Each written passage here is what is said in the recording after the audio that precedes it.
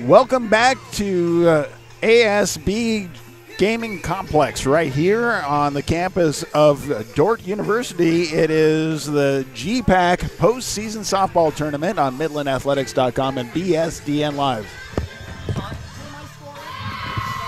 As we have in the game number 5 right now, an elimination game, it is Jamestown versus Dordt right here before us. Good morning. Great to have you along back with us here this morning. That's Kelly Johnson. I'm Rich Ray. And before we start game 2, let's recap what took place in day 1 of the tournament here in the Midland Pod. The 2-seed Midland Warriors went 2-0 on day 1, while 3rd-seeded Dordt and 6th-seeded Jamestown each went 1-1. 7th-seeded Doane was eliminated at 0-2 from the bracket. And play is getting underway here. 10 o'clock this morning. Did you bring coffee at all? I didn't. Actually, I have not had coffie yet today. No, I had you have to poke me once in a while, make sure I stay awake. I had my decaf. I'm good. We're good to go. So we'll look at the teams and how they played yesterday. The Doane Tigers season came to a close. They dropped both games on the day. Their hot finish of the season, going 5-1 in the final, was cooled off as they fell to 2nd-seeded Midland 7-2 in the opening day game of the day, and then to 6th-seeded Jamestown 3-2 in the final game of the Midland bracket on day 1. Doane finishes the year 18-24 overall with an 11-11 record in the conference. Midland University's Amanda Schmaderer has been on a tear as of late. After going 7 for 8 during the College of St. Mary doubleheader, she launched 3 home runs on day 1 of the tournament. Her second long ball of the day was a moonshot that glanced off the top of the dome before hitting the outfield fence. And by virtue of the indoor ground rules, the hit was granted home run status. And this season, Schmaderer has 7 home runs. Dordt, who plays a large portion of its home games inside this American State Bank Dome, started its tournament off with a win over Jamestown 4-2 yesterday. The Defenders have 13 wins inside this climate-controlled venue after dropping 6 of their first 7 games inside back in February. The Jimmies dropped a closely contested game to Dordt 4-2 in the second game of the day. Jamestown rallied back to defeat Doane in an elimination game to wrap up the day. In the final game of day 1, the Jimmies scored 2 runs in the first inning off an RBI double with 1 out and an infield error after the Tigers battled back, scoring a run in the 5th, and then tying the game in the 7th. Gracie Fisher delivered a walk-off single with 2 outs. That's the Midland portion of the bracket. The Northwestern portion of the bracket over on the East Field saw Northwestern go 2-0, and 5th-seeded Mount Marty and 5th-seeded Morningside and 8th-seeded Mount Marty both went 1-1, and 4th-seeded Concordia was eliminated at 0-2 from the bracket. So over on the East Field this morning, Morningside plays Concordia with a winner to take on Northwestern at 12:15. They have to beat Northwestern twice to be the Northwestern bracket champion. Here on the West Field, it is Dordt and Jamestown. The winner takes on Midland at 12:15. Whoever that is has to beat Midland twice to be denied the championship in the Midland portion of the bracket. The 2 bracket champions will meet Saturday at a best 2 out of 3. If the weather's good, it'll be outdoors. If the weather's not good, it'll be back in here inside the ASB complex here in Sioux Center, and we'll talk all about that as we get a little bit closer. Also on our broadcast today, we'll mention the NAIA opening round sites. They've been announced, as there are a total of 10 locations that have been selected, and we'll talk about that as well. But right now, let's take a look at the starting lineups for game number 5 of the Midland bracket. The Jamestown Jimmies, the number 6 seed, and the Dordt Defenders, the number 3 seed. For Jamestown, 30-15 on the season. The Jimmies coached by Kevin Gall in his 24th year. And leading off and playing center field, number 6, Trinity Gregg. Batting second and playing shortstop, number 3, Samara Martinez. Batting third and doing the catching, number 29, Kayla Quintanilla. Batting fourth and playing right field will be 00, Abby Blair. Batting fifth and playing first base is number 49, Hope Ransom. Batting sixth and playing left field, number 51, Allie Battistoni. Batting seventh is the designated player, number 27, Mackenzie Lefevre. Batting eighth and playing third base, number 10, Maddie Spaeth. And batting ninth and playing second base, number 2, Gentry Turin. For the Jimmies, it's Gregg, Martinez, Quintanilla, Blair, Ransom, Battistoni, Lefevre, Spaeth, and Turin. In the circle for Jamestown this morning will be at number 22, Bristol Foydick, sophomore from Brillion, Wisconsin. Foydick is in the circle for Jamestown. For the Dordt Defenders, 27-24, coached by Jeff Zomer in his 15th season and assisted by Jordan Eshelman. Leading off and playing left field, number 30, Brooke Rule. Batting second, doing the catching, number 11, Carly Olson. Batting third is the center fielder, number 44, Aurora Tyson. Batting fourth, the designated player who actually will be doing the pitching today is number 2, Chloe Croys. Batting fifth and doing the catching is number 13, Lauren Steenstra. Batting sixth and playing second base, number 28, Alyssa Villa. Batting seventh and playing third base, number 55, Bryn Turinga. Batting eighth and playing shortstop, number 24, Emma Grun. Batting ninth and playing right field, number 5, Brooklyn Cox. For Dordt, it's Rule, Olson, Tyson, Cruz, that's Croys, Steenstra, Villa, Turinga, Grun, and Cox. And listed as the pitcher, but being flexed out of that position, will be number 20, Jaden Faber. Faber is listed as the pitcher, junior from Rock Valley, Iowa, but we've already been told by the assistant for Dordt that it's actually going to be Croys who is going to be doing the pitching.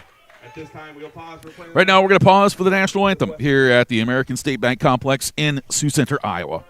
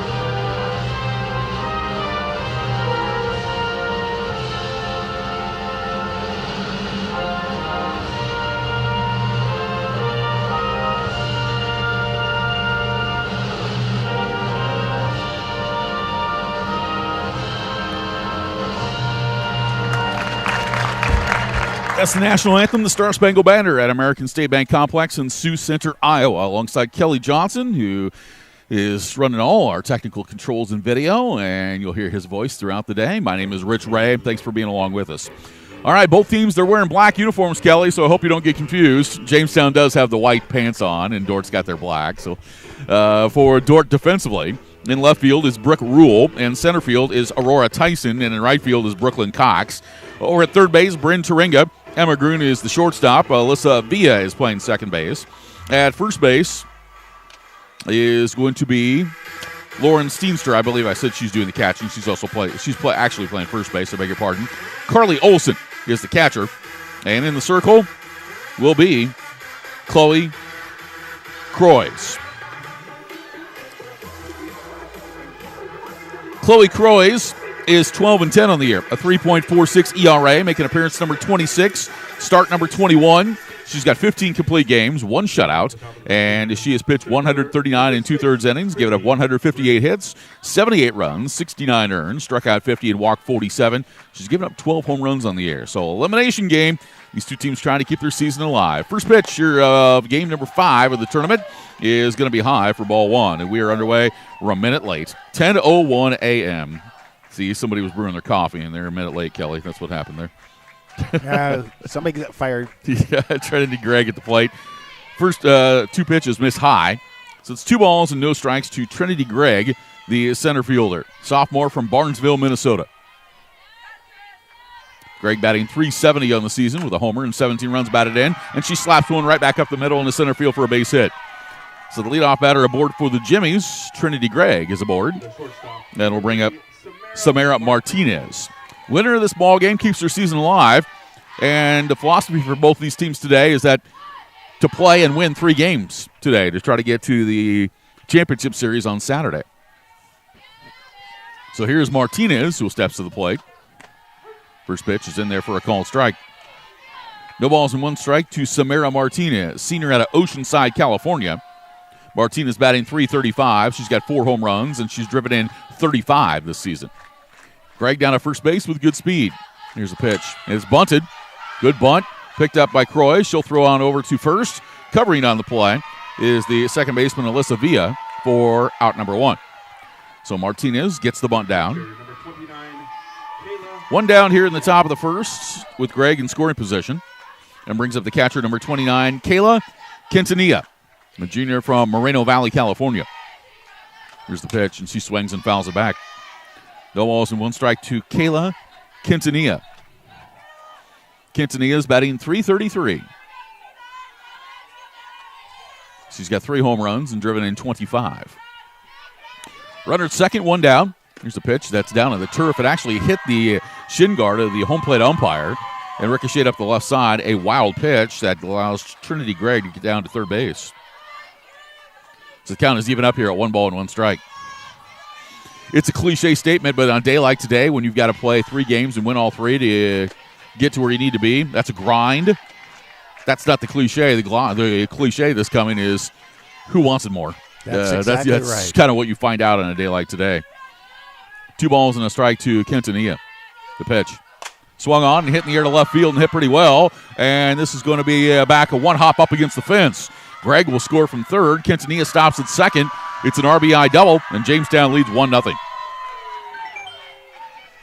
Kayla Quintanilla delivers the RBI.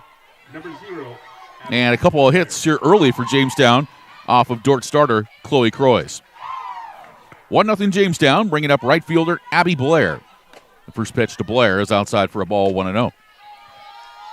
1 ball and no strikes to the cleanup batter, sophomore from Banks, Oregon. Blair's batting .388 with a home run and 10 runs batted in. Comes the 1-0 pitch. It's high. It's now 2-0. Yeah, today becomes a real mental day, to go back to the point that I was making, because playing 3 games in a day, that's not uncharacteristic from some softball teams. They'll do that in some regular season tournaments at times. Here's the 2-0 in there for a strike. It's 2-1.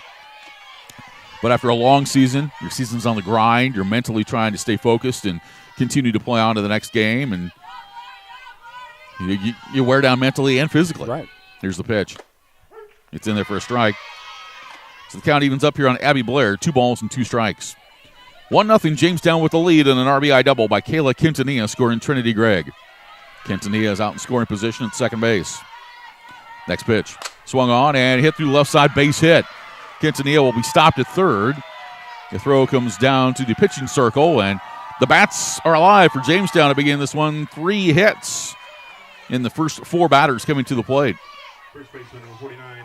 Hope. So runners at the corners with 1 down, and brings up the first baseman, number 49, Hope Ransom. Ransom was the winning pitcher in yesterday's elimination game against Doane. Here's the pitch. Outside for a ball. 1 ball and no strikes to Ransom, the freshman from Winnipeg, Manitoba, Canada. Ransom's batting .262. 1 home run. She's knocked in 7. She takes this pitch for a strike. It's 1-1. With your hockey background and knowing that she's from Manitoba, Canada, I'm surprised you haven't gone over and talked to her about the Stanley Cup playoffs yet. Oh, that's true. Right? Here comes the 1-1. Outside. 2 balls and a strike to Hope Ransom. The real Stanley Cup, not the one you can get offline. That's right. This one's much bigger and heavier. The 2-1. Down low. 3 balls and a strike to count to Hope Ransom.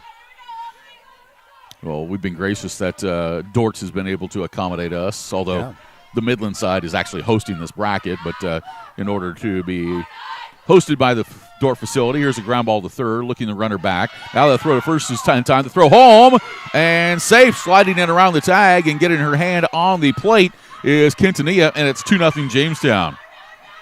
So Ransom gets a RBI on a 5-3 ground out, and it scores Quintanilla, who was going the entire way. And down at first base, Steenstra took the throw and double clutched just a hair before she threw it home, and that gave Quintanilla enough time to slide around the tag and swipe across the plate with her left hand. Pitch misses to Allie Battistoni. 1 ball and no strikes. Jamestown leading 2-0. 1-0. That's high. So the count now goes to 2 balls and no strikes to the Jamestown left fielder. And also some extra incentive for Jamestown in this, because this is their last year in the GPAC, and they want to go out on a good note. 2-0 to Battistoni. And it's on the outside corner of the knees for a strike. It's 2-1. And also the factor that head coach Kevin Gall in his 24th year is one of the nation-leading career win coaches in NAI softball. Here's a pitch that's high. 3 balls and a strike now to Battistoni. Abby Blair down at second base. The Jimmies have a pair of runs on 3 hits here in this first inning off of Chloe Croys. 3-1. Swung on and fouled off to the right side. And the count full. I'll remind you on the ground rules here inside the ASB complex. The lighting is actually down each foul line. If a ball goes up and hits outside the lighting, it's a foul ball. If it's inside the lighting and bounces off the ceiling and you catch it, it can be an out. Here's the pitch. Swung on and lined into right field. That's a base hit. Blair's around third. She's coming home. Here comes the throw. It's not in time. Blair scores. Jamestown up 3-0. Battistoni got a pitch up that she was able to go the other way with. We ask that fans do not use flash photography while in the dome, please. Now batting. So the count now, 3 balls and no strikes. Brings up the designated player, number 27, Mackenzie Lefevre. First pitch swung on and hit towards center field, and it drops in for a base hit. Lefevre singles. Battistoni stops at second. What an offensive outburst here by Jamestown to begin things, and Carly Olson's going to call time and going out and talk with her pitcher Croys here.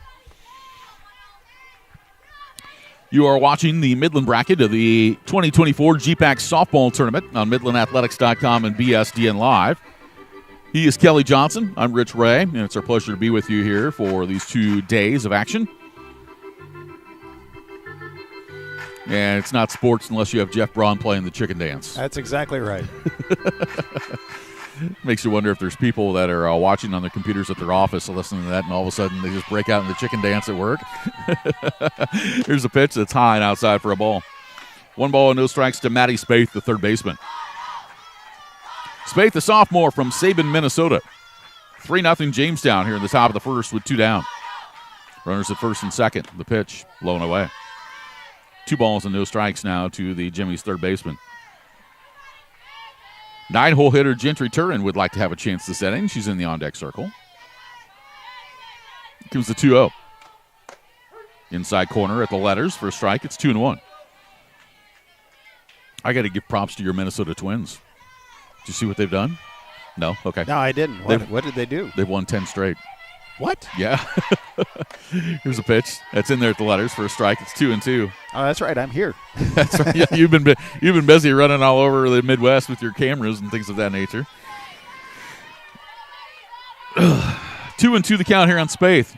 Next pitch. Swung on and bounced back to Croy. She's up with it over to Steenstra, and that will retire the side. But the damage done here in the top of the first by Jamestown, sending 8 batters to the plate, scoring 3 runs, and doing so off 5 hits. There were no errors and 2 runners left. After a half inning, the Jimmy's 3, Dordt coming up after we take a break on MidlandAthletics.com and BSDN Live. If you're looking for a new career, Dollar General is looking for you. Hiring all positions and all shifts, they are looking for you with a starting pay up to $22 an hour with a $2,000 sign-on bonus.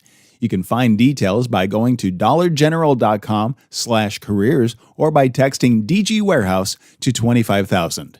Must be 18 or older, but again, starting pay up to $22 an hour with a $2,000 sign-on bonus. Contact them now, dollargeneral.com/careers. Limitless. When you believe, there's no limit to what you can achieve. You come to Midland for an education, but you will leave with so much more. We're a small campus with big opportunities, and whatever you need, we'll help you succeed. At Midland, it's your future, your way, with our support every day. Midland University. It's bold, it's an experience, it's family, it's limitless. It's the 2022 GPAC Softball Tournament. Midland Warriors side bracket. It's game number 6 as we have Jamestown versus Dordt on MidlandAthletics.com and BSDN Live. I'm going to pick on you and make fun of you right now because I know you haven't had your coffee. You said 2022. It's 2024. Did I say 2022? Yes, you did. Where's the time gone? Coffee. Someone. Here's Brooke Rule. The first pitch from Foydick is down low for a ball. It's 1 ball and no strikes. Well, if it's 2022, I think we can have some pretty good predictions. And you and I would have better looking hair. Yeah. Rule, junior from Akron, Iowa. She's a transfer from Northeastern Junior College. Is at the plate. 3-0 Jamestown. We're in the bottom of the first. This pitch misses off the corner, and it's now 2 balls and no strikes to Rule. Rule's batting .220 this season, 3 homers, 19 runs batted in. Facing the best ERA pitcher for Jamestown and Bristol, Foydick. It's a bouncing ball toward shortstop. Martinez has got a charge. Throw on the way, and not in time. Able to beat it out was Rule. Martinez had to kind of slide to her right in the hole at the shortstop spot, and the throw just didn't come out very strong, and Rule was able to beat it out for an infield single. So, leadoff batter aboard for Dordt in the bottom of the first. It's got the makings of a 15-14 ball game, doesn't it? Yeah. Here's Carly Olson stepping to the plate now, the catcher. First pitch to Olson. In there for a strike. 1 strike to Olson, senior from Spirit Lake, Iowa. Olson coming into today, .270 at the plate. 2 homers, 23 runs batted in. 1 strike here on Olson. This pitch is swung on and popped foul. Out of play. 0-2. It was off the dome ceiling, back behind the lights. Bristol Foydick 3-1 with a 1.57 earned run average. Appearance number 14. Start number 3. She has 2 complete games, a shutout, and a save. So mostly her work has been coming out of the bullpen. Here's the pitch. Good scoop off the turf by the catcher, Quintanilla. 1 ball and 2 strikes here on Olson. Foydick has worked 26 2/3 innings this year, giving up 30 hits, 18 runs, 6 earned, struck out 18, and walked 10. Here's an off-speed pitch, and it's going to be bounced to the left side. Picked up at the third. Throw to second will not be in time. Fielding it was Spaeth going to her left, and she continued to throw towards second base. She felt that might be her best opportunity, and flying down to second was Brooke Rule, so it's a fielder's choice. Just looking from that camera angle, it's just the felt way her balance was. She was not going to be able to throw to first. So it brings up center fielder Aurora Tyson. Tyson, the junior from Georgetown, Texas. Off-speed pitch. It's in there for a strike. No balls and 1 strike to Aurora Tyson. Tyson batting .277. No homers this season, but she's driven in 23. 3-0 Jamestown, but Dordt threatening here in the bottom of the first. The pitch fouled back. In the count, no balls and 2 strikes here on Tyson. Chloe Croys, who's the pitcher, is on deck. Best remedy offensively, if you give up 3 runs in the top of an inning, score 3 runs in the bottom of the inning. Score 4. Well, I like your optimism. Well, that's the better remedy, right? Yes. The 0-2, that pitch is high. 1 ball and 2 strikes to Tyson.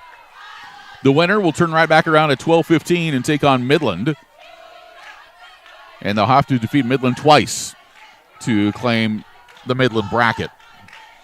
The Warriors are the lone unbeaten on this side. The 1-2 off speed down on the turf, and Quintanilla able to scoop it. Count even here at 2 balls and 2 strikes. 2-2 on Tyson. Next pitch. Off speed, swung on it, popped into the air, shallow right, and this is going to drop.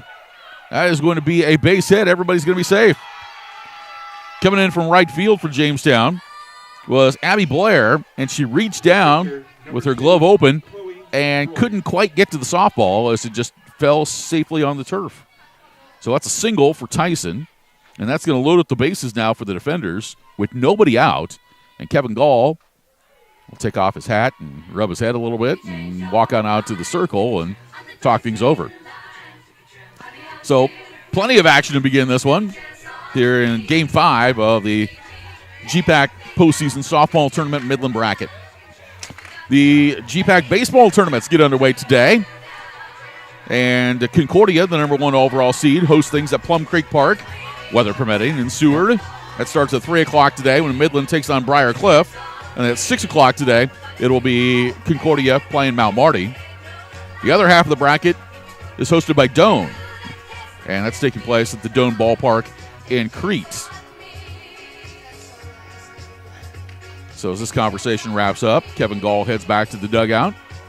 First circle visit charged to the Jimmies here today.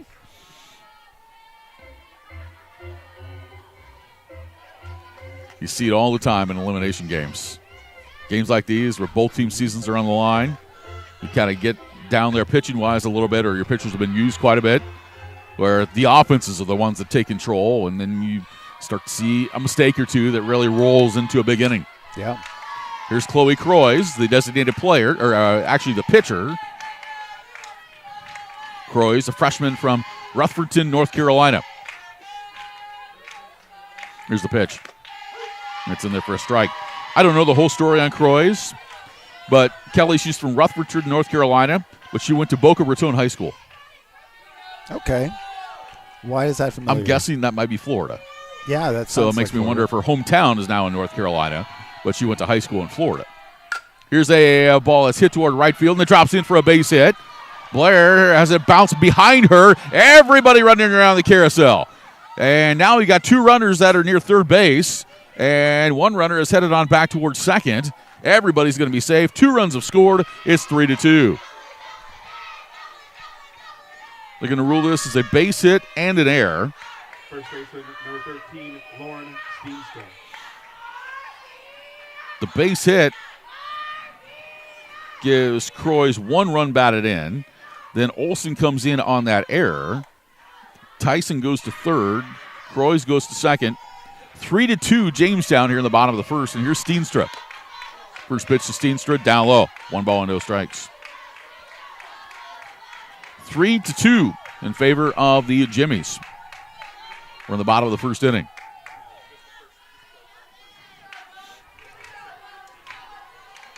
Two runners in scoring position. Next pitch, down low, bounced out of Quintanilla's glove, but she's able to pick it back up. Like you were saying yesterday, even on a pass ball or anything like that, not enough room behind the home plate to be able to run a run in. Right. Here's a pitch swung on and hit in the air toward right field. Blair will play it cleanly. The runners will tag. The throw comes in, and we've got a tie ball game. All knotted up at 3 here in the first inning. Sacrifice fly for Lauren Steenstra. Brings in Tyson. Croys down to third. So 3-3 the score, with 1 out here in the first. And it brings up second baseman Alyssa Villa. It's a pitch down low for a ball. 1 ball and no strikes here to Villa.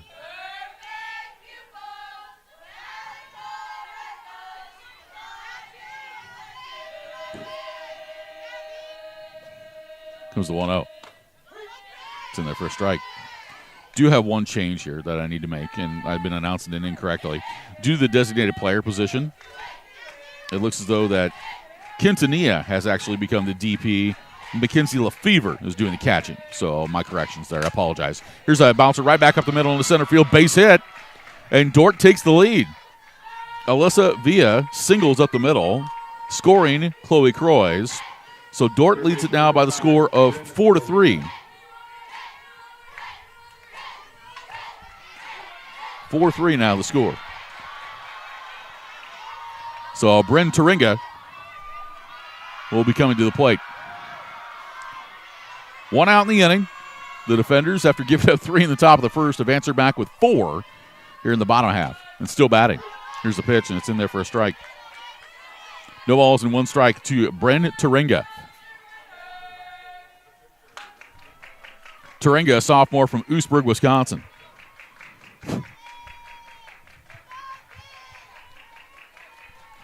Next pitch on the way from Foydick, and it's chopped foul. No balls and 2 strikes. If you are Beth Singleton, the head coach for Midland right now, you want both these teams to just play, and use up as much pitching as you can, because you're just sitting and waiting to see who you play. 0-2, next pitch. Missed outside. 1-2 on Taringa. Taringa's a .239 batter. No homers, 12 runs batted in. 4-3 the defenders. Here's the pitch. Swing and a miss for strike 3. So Foydick gets a strikeout, her first, That is the second out of the inning. The shortstop, number 24, Emma. It'll bring up the shortstop, number 24, Emma Grun. Grun's a senior. She's from Des Moines, Iowa. And Foytik with a long look into the dugout here to get the pitch call from Kevin Gall. There's an off-speed pitch, and it's in there for a strike. No balls, 1 strike to Emma Grun, who's batting right at 200 on the year. 4 home runs, 23 runs batted in. 4-3 Dordt. Here's the pitch down low. The count evens. It's now 1 ball and 1 strike. On the east field, it's Morningside and Mount Marty. And both teams that were seated lower than Concordia both beat Concordia yesterday. The pitch. Swing and a miss. Strike 2. 1 ball and 2 strikes. So that was a bit of a surprise to see the number 4 seed go 0-2 on the day. 1-2 to Emma Grun.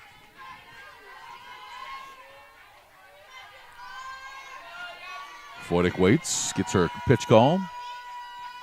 Here it comes. Swung on and hit high in the air. Deep left field, back by the fence, and gone. A home run. Emma Grun with her 5th home run of the season. It's a 2-run shot to left. It's now 6-3 Dordt.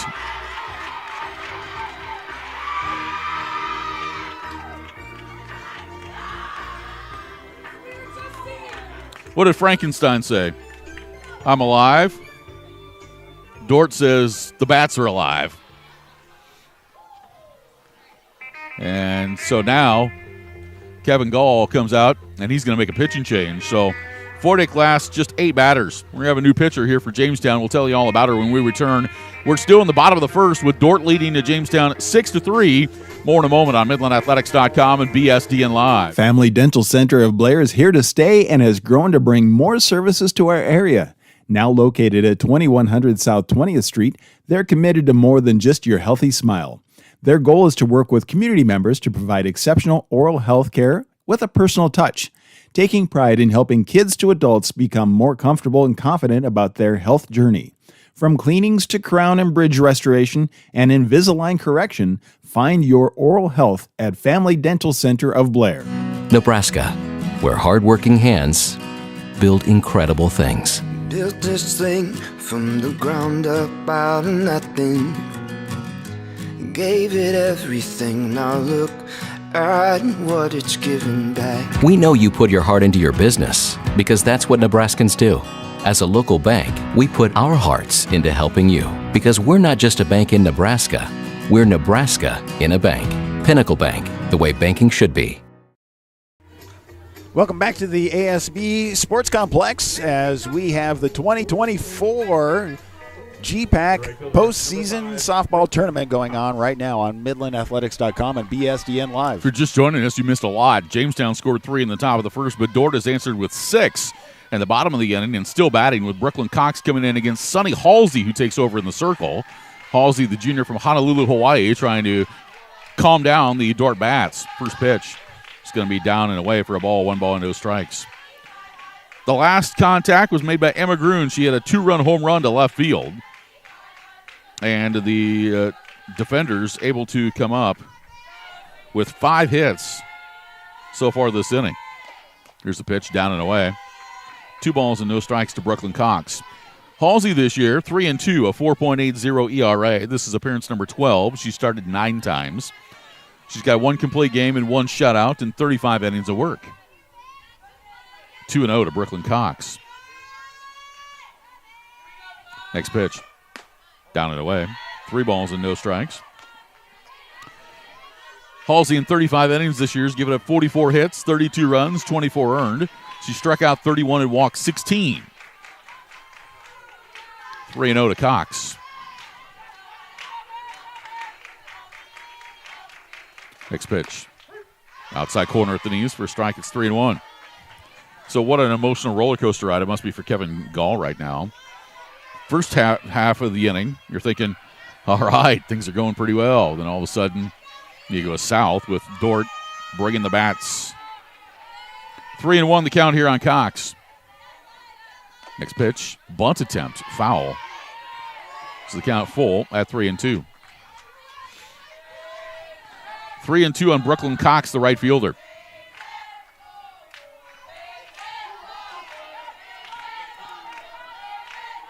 So the at-bat continues. 3-2.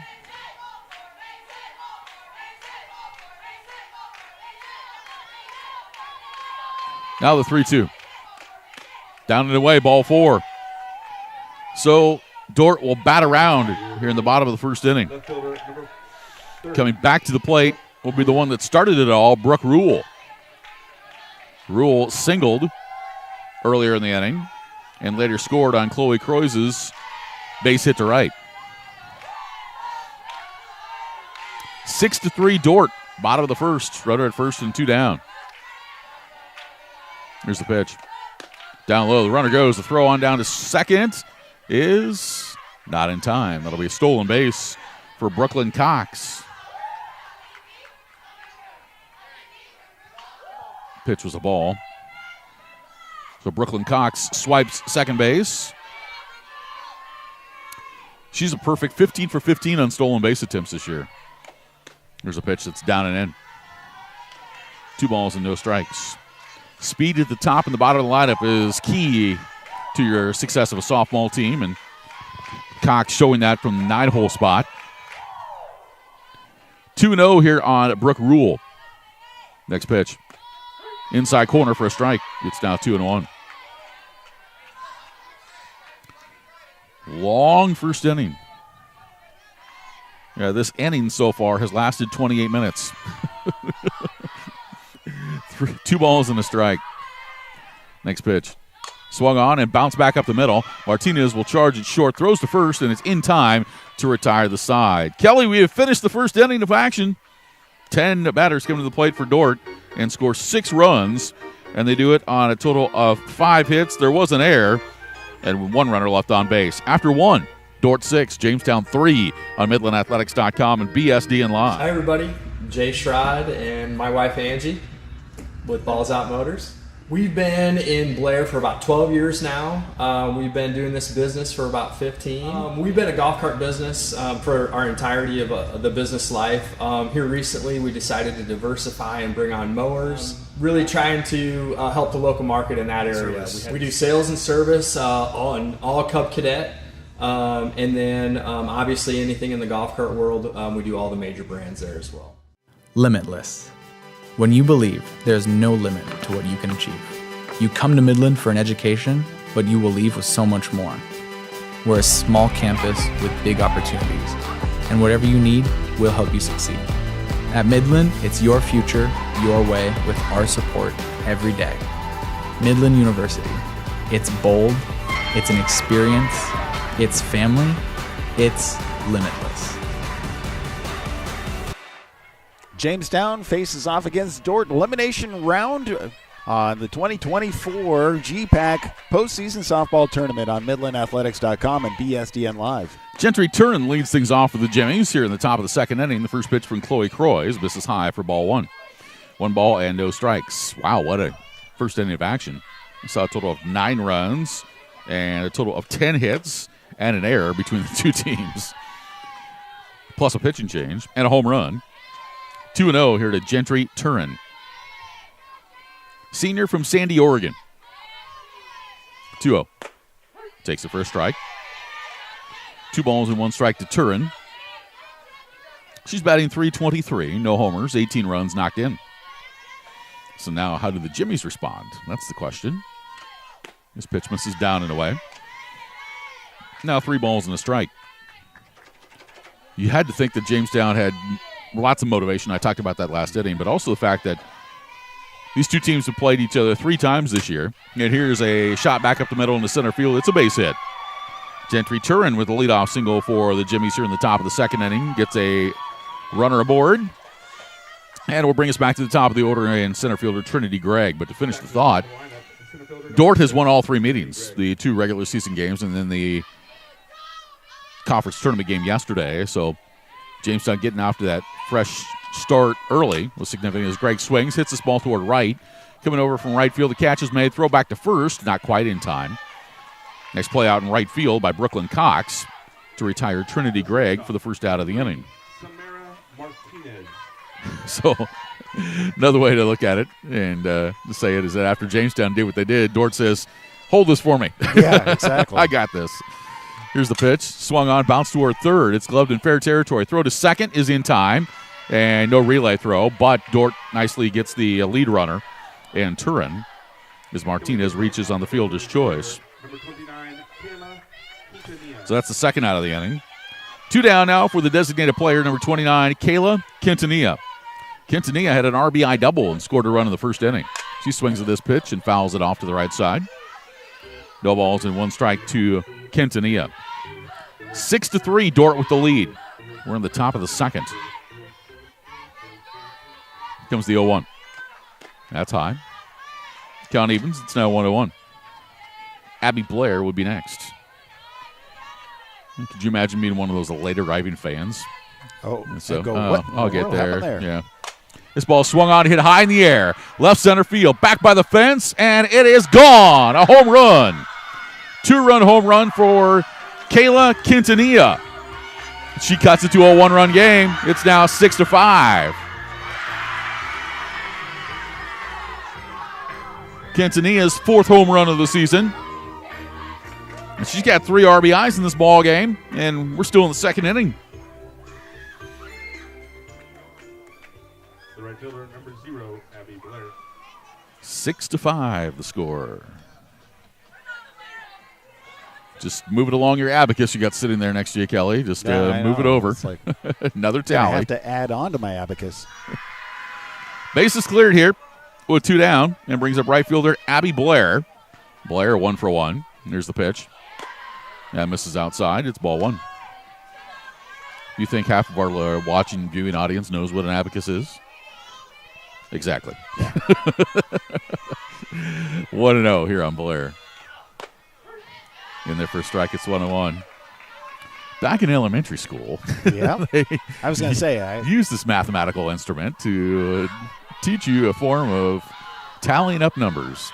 Here's the pitch. Swung on, hit high in the air down the left field side off the top of the ceiling or the roof, and then caught by the left fielder. And that is now Kevin Gall wants that to be ruled a home run. So he's going to talk the home plate umpire, and I believe the home plate umpire is going to overrule it and say, nope, that ball was not going to get out of here. So hit pretty well by Blair, but caught off the ceiling of the dome out in left field by Brooke Rule, and that will end the inning. So for Jamestown here in the second, they score 2 runs off 2 hits, no errors, and nobody left. We're through an inning and a half. Dordt 6, Jamestown 5 on MidlandAthletics.com and BSDN Live. Nebraska, where hardworking hands build incredible things. Built this thing from the ground up out of nothing. Gave it everything. Now look at what it's giving back. We know you put your heart into your business because that's what Nebraskans do. As a local bank, we put our hearts into helping you because we're not just a bank in Nebraska. We're Nebraska in a bank. Pinnacle Bank, the way bank. Limitless. When you believe there's no limit to what you can achieve. You come to Midland for an education, but you will leave with so much more. We're a small campus with big opportunities, and whatever you need, we'll help you succeed. At Midland, it's your future, your way, with our support every day. Midland University. It's bold, it's an experience, it's family, it's limitless. Welcome back to the ASB Sports Complex for the 2024 GPAC Softball's postseason tournament on MidlandAthletics.com and BSDN Live. 6-5, Dordt with the lead. We go to the bottom of the second inning. Carly Olson is at the plate. And here's the pitch from Sonny Halsey, and it's going to miss for a ball. 1 ball and no strikes. So for Jamestown, we do have some defensive changes, which we'll get to here in just a second. Next pitch. It's going to miss. So 2 balls and no strikes to count. Allie Battistoni has moved from left field over into right field. Next pitch by Olson. 2 Olsen is in there for a strike. It's now 2-1. Sonia Rogers is now playing left field for Jamestown.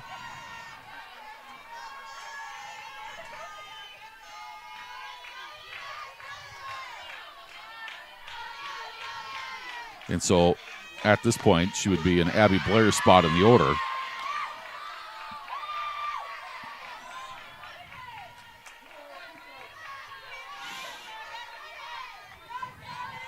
Two balls and two strikes here on Carly Olsen. Bottom of the second inning, 6-5 the defenders. Sonny Halsey's next pitch. Swung on, it popped into the air, and that'll be a foul ball. Down the left side. So it'll be interesting to see what the batting order looks like for Jamestown when we get to the next inning, because Abby Blair, the cleanup batter, has gone 1 for 2. But Rogers is in her spot right now. We could potentially see Blair re-enter into the contest. 2 balls and 2 strikes. The pitch. Swung on and hit in the air down the left field line, and it's going to be a foul ball. So Olsen will retreat back to home plate with a count of 2 balls and 2 strikes. It's one thing about softball on the NAIA level is you see a lot of re-entries that take place. So you can have a player come in that would play defensively for maybe an inning or two before that at-bat comes back around where the original starter will take their spot back. The 2-2 is a little bit high. And the count full now to Carly Olsen. 3 balls and 2 strikes. Olsen, the leadoff batter here in the bottom of the second in this wild 6-5 ball game. Comes the 3-2. Swung on and lined past the shortstop into center field, a base hit. Carly Olsen gives Dordt its 6th hit of the game. They did check the bats before the game, right? They did. And they're legal? We watched them. We were actually talking about that. We talked about it before we went on the air. Yep, the bats, they're certainly legal. We've had 13 hits in this ball game. We're in the bottom of the second.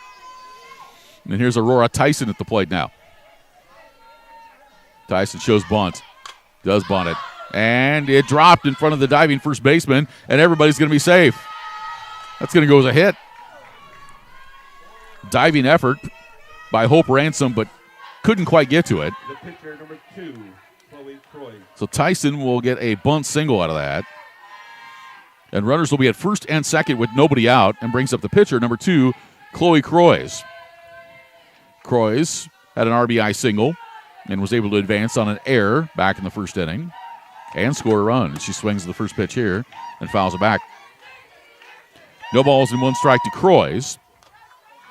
Dordt trying to manufacture a run or 2 to try to extend this 1-run lead here in the second inning.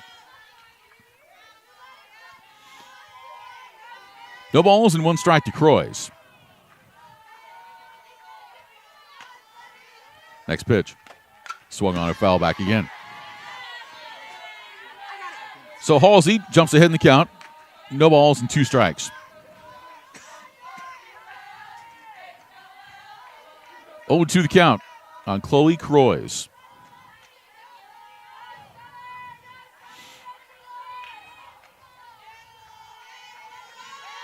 Sonny Halsey ready to go. Next offering. Down low. I have watched a crazy softball game in the GPAC before. Midland played Doane at old Christensen Field, or at Christensen Field where Midland used to play. A regular season game. I can't remember the score, but it was something like 20-18. Wow. But that was just wild because we had all 4 forms of precipitation in that ball game.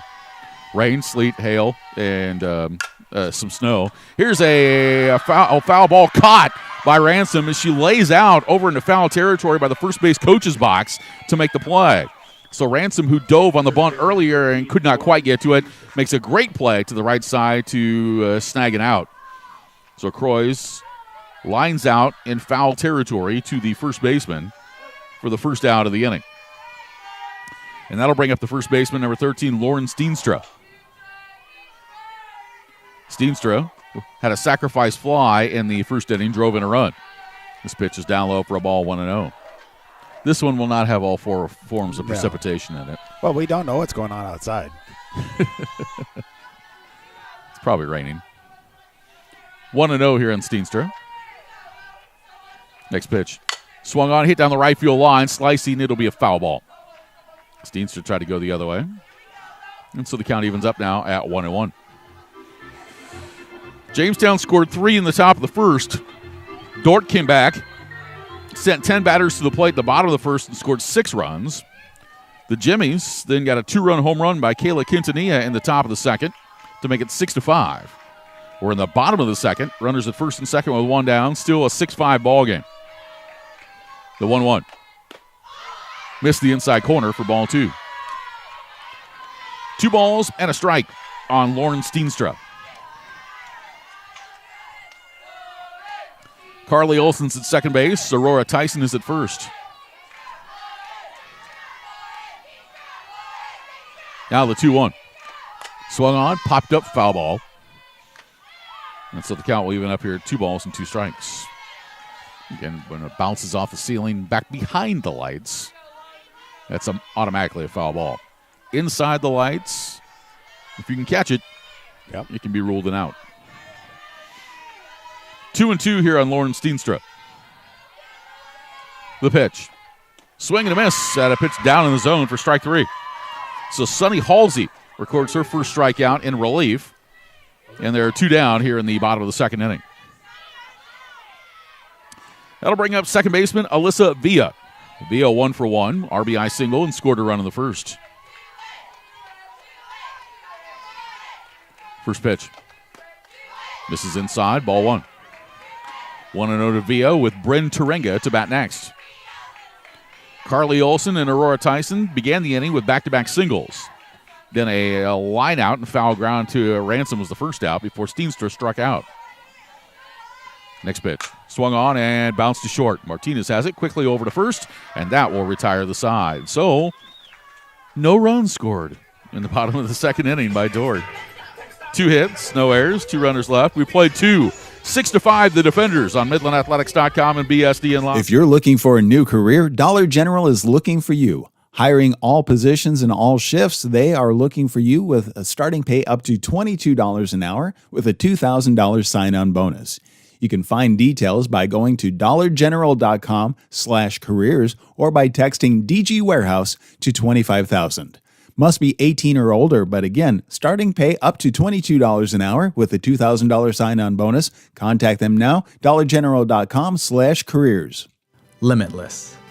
When you believe there's no limit to what you can achieve. You come to Midland for an education, but you will leave with so much more. We're a small campus with big opportunities, and whatever you need, we'll help you succeed. At Midland, it's your future, your way, with our support every day. Midland University. It's bold, it's an experience, it's family, it's limitless. Jamestown versus Dordt. It's elimination softball on MidlandAthletics.com and BSDN Live. Hope Ransom begins the top of the third for the Jimmies, and the first pitch from Chloe Croys will miss high for a ball. 1 ball, no strikes. Ransom with a fine defensive play to take away a line drive in foul territory last half inning. She takes this pitch inside. It's now 2-0. Ransom had an RBI ground out in the first inning. These 2 teams yesterday played to a 4-2 ball game. Much more offense in this one. 6-5, top of 3. Ransom taking this one for a strike. Now 2-1. Now I get a sense that the defenses and pitchers are going to settle in here just a little bit. I just got that feeling. After all the excitement we saw earlier, here's a bouncing ball on the left side. Picked up at third. The throw from Turenga is in time to get Ransom for out number 1. So with the 1 down, it'll bring to the plate the right fielder, number 51, Allie Battistoni. Battistoni had an RBI single in the first inning. She started in left, and last half inning slid on over to right on the defensive changes, and Battistoni swings and hits it toward right field. Coming in, reaching up, and making the catch is Brooklyn Cox for out number 2. So Battistoni flies out to right for the second out of the inning. With 2 down, it'll bring up the catcher, number 27, Mackenzie Lefevre. Lefevre 1 for 1 with a single in the first inning. 2 outs and nobody on here in the top of the third inning. Pitch on the way. Swung on, hit in the air. Center field, deep, back by the fence, and it is off the fence and stays in play. Well, Lefevre's around first. She's on her way to second. Slides in there with a 2-out double. Lefevre's 2 for 2.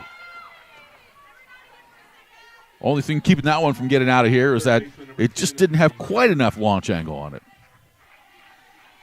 So Kevin Gall's got up his lineup card here. Let's see if he sends in maybe a pinch runner for Lefevre. Maddie Spaeth is at the plate. One of the young ladies is pulling her sweatshirt off and getting a helmet from out of the bag and going to go on out and run. And let's see who arises from the dugout area. That's going to be Amanda Birch, a freshman from Moscow, Pennsylvania. So Birch will run.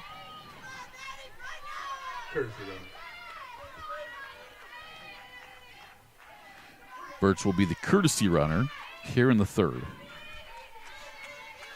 So here's Maddie Spaeth. The pitch, high for a ball. 1 ball and no strikes to Spaeth. Birch, this is not really a stolen base situation, but some good speed out there. She's 5 for 5 along the base paths and stolen base opportunities this year. Here's a 1-0 pitch on the outside corner. It's now 1-1. 6-5 Dordt with the lead. Jamestown trying to get it tied back up here in the top of the third. Birch, the courtesy runner for Lefevre at second base. Next pitch. Oh, that's all the way to the backstop on a fly. And down to third base. It's not in time. That is a wild pitch. That is the other way that we could see somebody advance here at the ASB complex with the small confines back behind home plate. That one just came out of Croy's hand awkwardly. The 1-1 fouled off. And so the count now 1 ball and 2 strikes.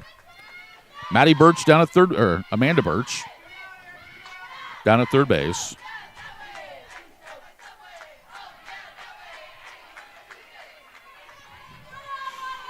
Next offering. Misses outside. The count evens here on Maddie Spaeth. 2 balls and a strike. Spaeth bounced back to the pitcher in the first inning. The count 2-2. Next pitch by Croy's. Misses the outside corner. Did I miss a pitch? Yeah, that was 3-2. Oh, it was 3-2. Okay, I'm sorry. Thank you. So that is ball 4. That'll put runners in the corners. And we'll bring second baseman Gentry Turner into the plate now.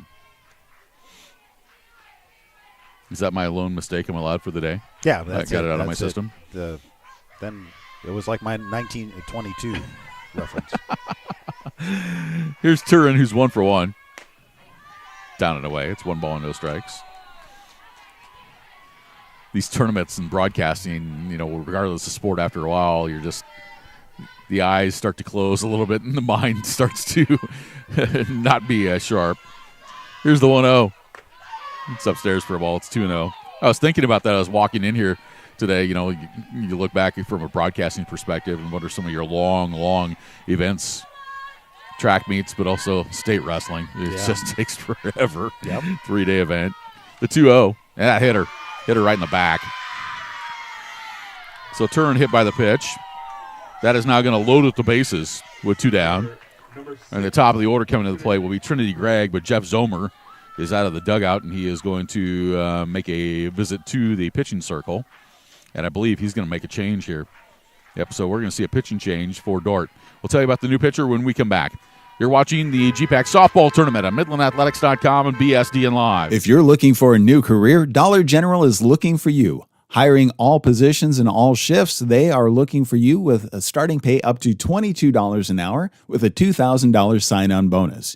You can find details by going to dollargeneral.com/careers or by texting DG Warehouse to 25,000.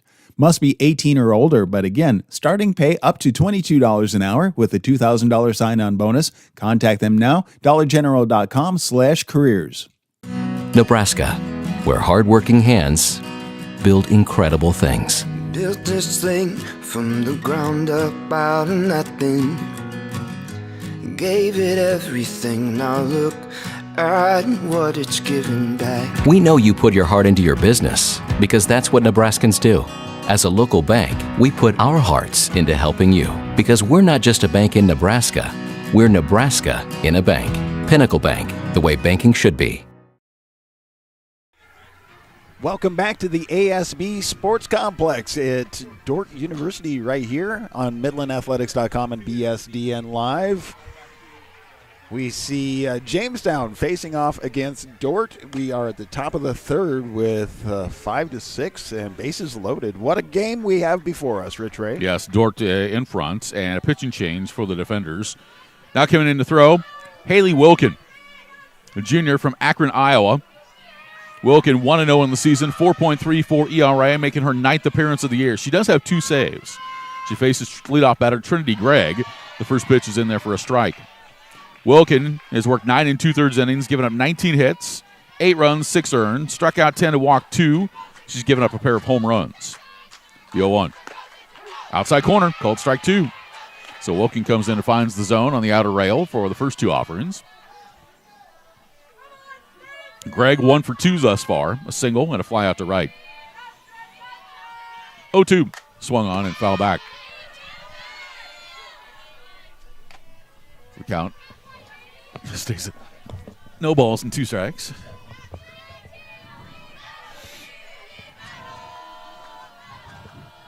Next pitch to Gregg. That's high. 1-2. We kind of have a makeshift cover over top of us to protect us from foul balls, and which I'm very grateful for. Yep, and when the ball gets up there, we have to retrieve it. 1-2. That's high. So it's now 2 balls and 2 strikes. So both teams, we're in the 3rd inning. Both teams are already into their bullpen. Starting pitchers, Chloe Croys went 2 2/3. Bristol Foydick for Jamestown lasted just 2/3 of an inning. This pitch, Gregg swings and fouls it off the lighting to our left and out of play. So the count remains even at 2-2. Top of the 3rd, 6-5 Dordt. Jimmy's threatening with the bases loaded here and 2 down. Wilkins' next pitch. Gregg takes it high. So we have gone as far as we can. 3 balls, 2 strikes, 2 down, bases loaded. Something has to give. The 3-2. Gregg takes it high, ball forward. We're tied. That'll push across a run. Amanda Birch scores. It is 6-6. Number 3, Samara Martinez. So the inning continues for shortstop number 3, Samara Martinez. First pitch to Martinez. Down low for a ball. One stat I've been using throughout the tournament is 5 runs in a game. Most teams just have phenomenal numbers if you score 5 runs in a contest. Jamestown 12-3 in 5-run-plus games this year. This pitch misses. It's now 2-0. Dordt 9-5. Someone's going to get tagged with a loss here. 2 balls and no strikes to Martinez. She swings and rips one through the left side. That's a base hit. That'll give the Jimmies the lead. 1 run is in. Another runner coming in. Here comes the throw home. Not in time. Throw down to third base and out. At third, the run does score. So Martinez will get a 2 RBI single, scoring Maddie Spaeth, scoring Gentry Turin to make it an 8-6 Jamestown lead. And Gregg is out trying to go from first to third, so it goes 7-5 on the putout for the final out of the inning. For Jamestown in the 3rd, 3 runs off of 2 hits, no errors, 2 runners left on base. We're through 2.5. 8-6 Jamestown on MidlandAthletics.com and BSDN. Family Dental Center of Blair is here to stay and has grown to bring more services to our area. Now located at 2100 South 20th Street, they're committed to more than just your healthy smile. Their goal is to work with community members to provide exceptional oral health care with a personal touch, taking pride in helping kids to adults become more comfortable and confident about their health journey. From cleanings to crown and bridge restoration and Invisalign correction, find your oral health at Family Dental Center of Blair. Nebraska, where hardworking hands build incredible things. Built this thing from the ground up out of nothing. Gave it everything. Welcome back to the ASB Sports Complex for GPAC Softball. We go to the bottom of the third. Jamestown back in front, 8-6. Bryn Turinga will lead things off in the bottom of the third for the defenders against Sonny Halsey. And the first pitch is in there for a strike. So Jamestown able to manufacture a 3-run, 2-out rally. A double, a walk, a hit batsman, a pitching change, and a bases-loaded walk and a 2 RBI single. Brought across 3 for the Jimmies to put the visitors in front, 8-6. Bryn Turinga 0 for 1 in the ball game. She swings at this pitch and fouls it back. And the count on no balls and 2 strikes. So the pitchers in the game right now, for Dordt, it's Haley Wilkin. And for Jamestown, it is Sonny Halsey. Halsey from Honolulu, Hawaii. Did you think that she ever thought growing up as a kid, I'm going to play softball one day indoors? Yeah, probably not. Here's the 0-2. Swung on it, foul back. So the count stays put at 0-2.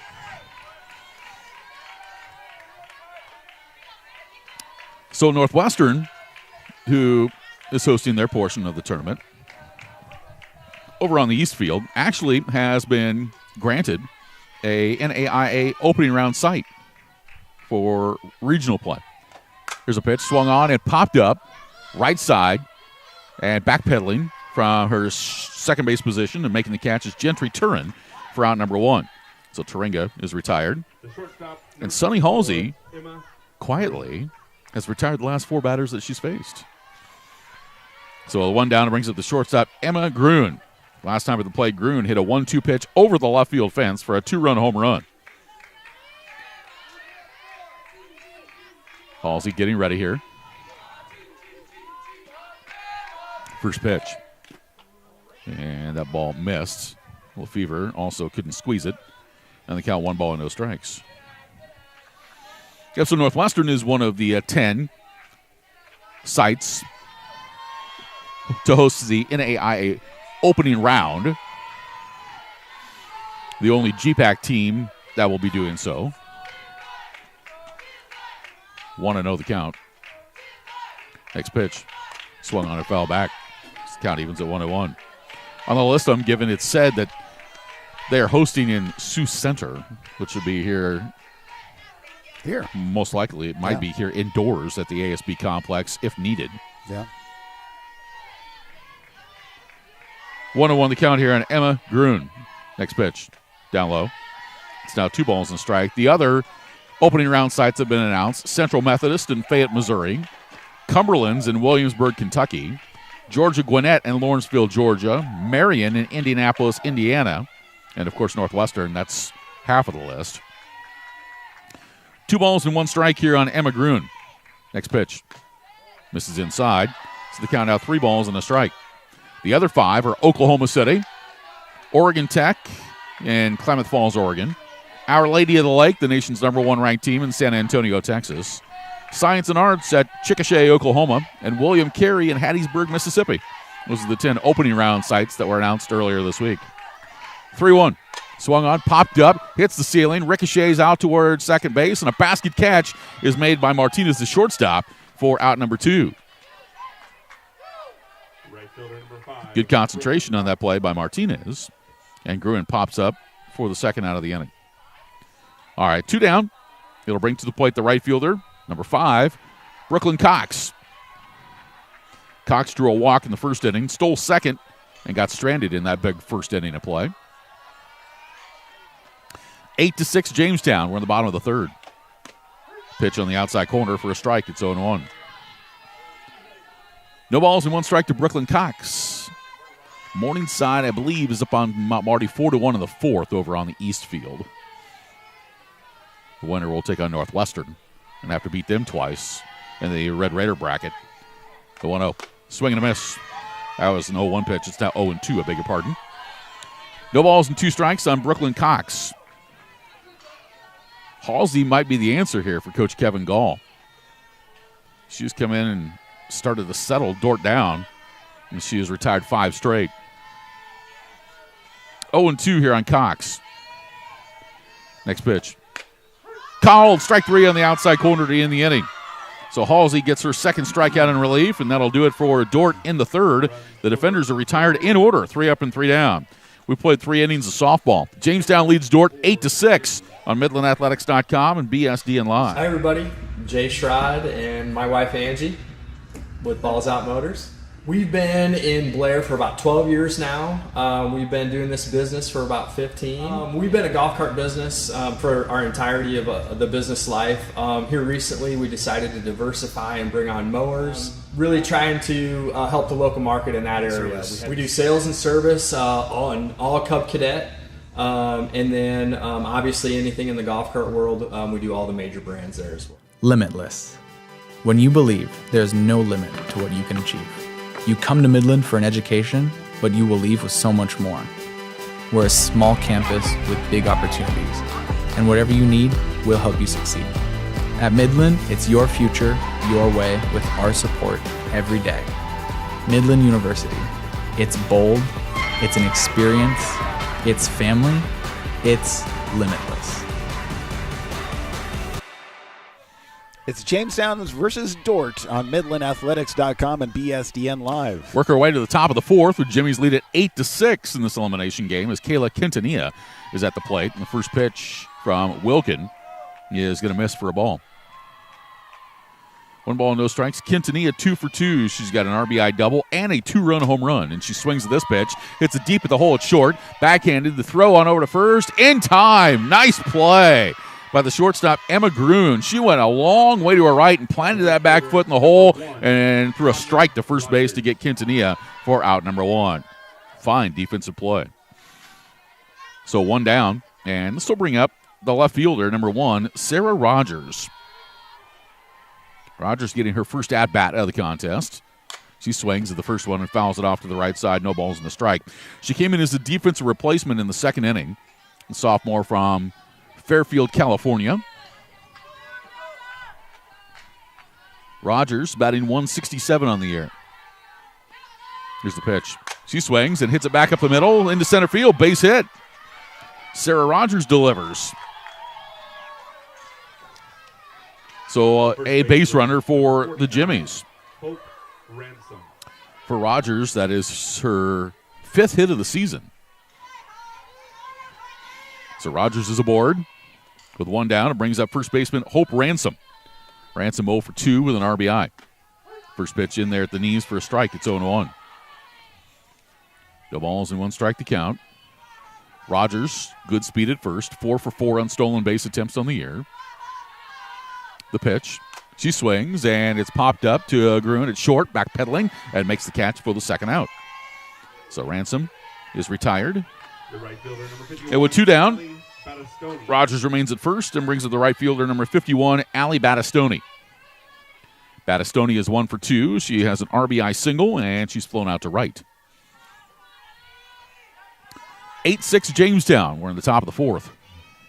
Here's the pitch. Swung on and hit into center field. Base hit. Rogers will stop at second, and the Jimmies have a pair of base runners again.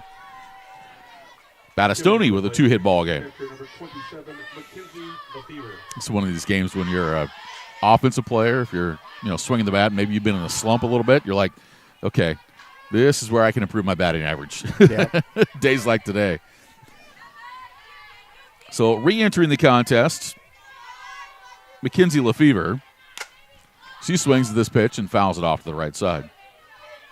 Lefevre is 2 for 2, singled in the first, doubled in the third, and gave way to courtesy runner Amanda Birch, who advanced on a wild pitch and later would score on a bases-loaded walk.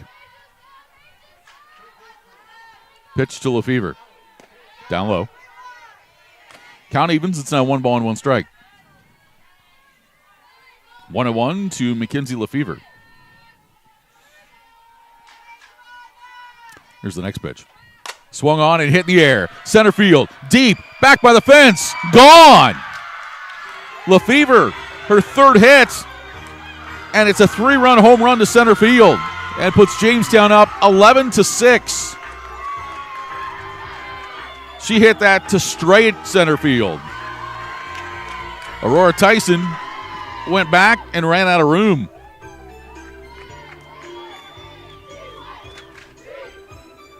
So in this offensive exhibition today, Mackenzie Lefevre making the most of her opportunities.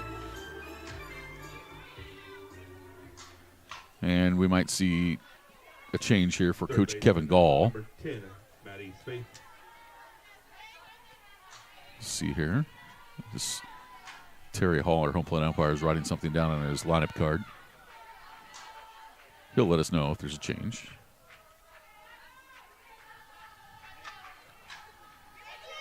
Nothing to report. Okay. 11-6 Jamestown. And here's Maddie Spaeth. Pitch from Wilkin. Outside for a ball, 1-0. So Lefevre, Kelly, is a triple away from the cycle. A single, a double, and now a home run. The pitch is high and away. 2 balls and no strikes to Spaeth. The Jimmies have hit 2 home runs in this contest. Dordt has 1. The pitch swung on and hit toward right, and taking a couple steps to her right and making the catch is Brooklyn Cox, and that's the final out of the inning. But all the damage is done courtesy of the 3-run home run by Mackenzie Lefevre. There were 3 hits in the inning. No errors, nobody left. We're through 3.5. We're officially midway through the ball game. Jamestown leads Dordt 11-6 on MidlandAthletics.com and BSDN Live. If you're looking for a new career, Dollar General is looking for you. Hiring all positions and all shifts, they are looking for you with a starting pay up to $22 an hour with a $2,000 sign-on bonus. You can find details by going to dollargeneral.com/careers or by texting DG Warehouse to 25,000. Must be 18 or older, but again, starting pay up to $22 an hour with a $2,000 sign-on bonus. Contact them now, dollargeneral.com/career. Nebraska, where hardworking hands build incredible things. Built this thing from the ground up out of nothing.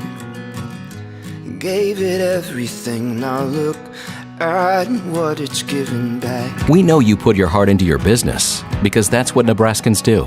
As a local bank, we put our hearts into helping you because we're not just a bank in Nebraska. We're Nebraska in a bank. Pinnacle Bank, the way banking.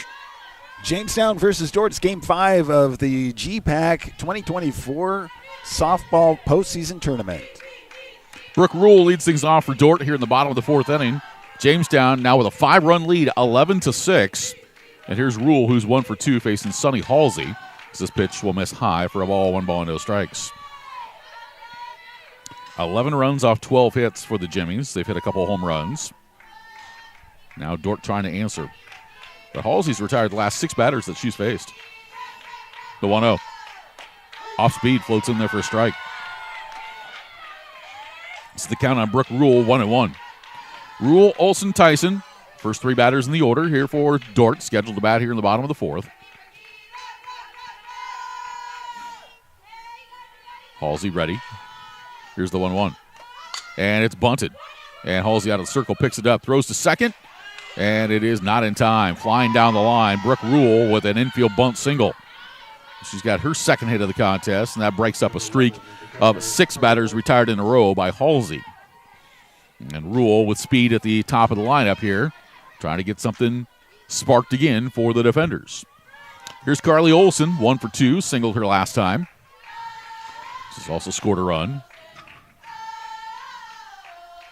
Halsey ready, here comes. Swung on and popped into the air, hits off the ceiling, and caught by Martinez at shortstop for the out. So Carly Olsen pops up for the first out here in the bottom of the 4th inning. 1 down now for center fielder Aurora Tyson. Tyson's 2 for 2, 2 singles, and she scored a run.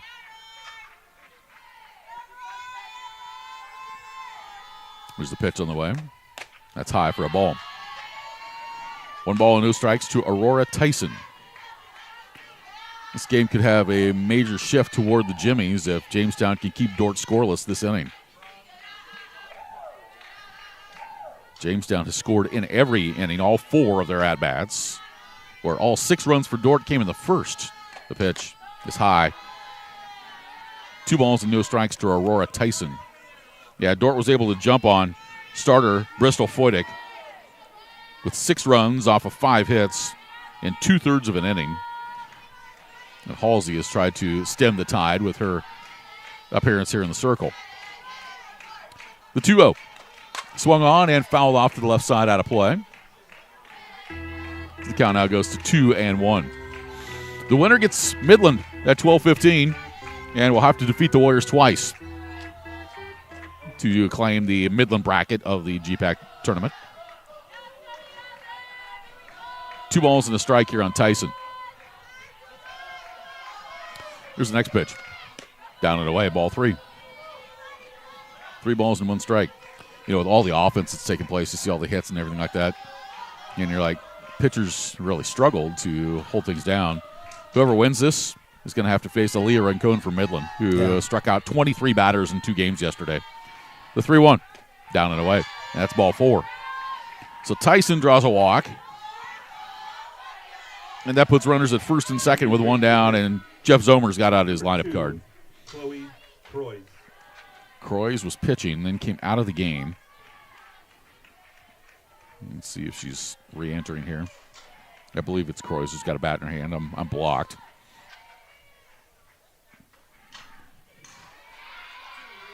Yep, Croys re-enters.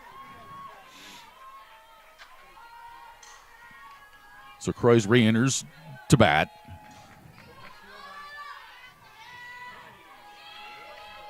And it will bring to the plate Croys, who is 1 for 2. She's singled with an RBI and scored a run, and also lined out in foul territory wide at first. This pitch is down low for a ball, 1 ball and no strikes. So Halsey will have to try to make an adjustment here. It looks like most of the time she's missed have been down and in to the right-handed batter, or down and away to a left-handed offensive player. 1-0 here to Croys. 1 out in the inning. The pitch. That one bounces to the backstop, and the runners are going to advance. So a wild pitch gets 2 runners in scoring position.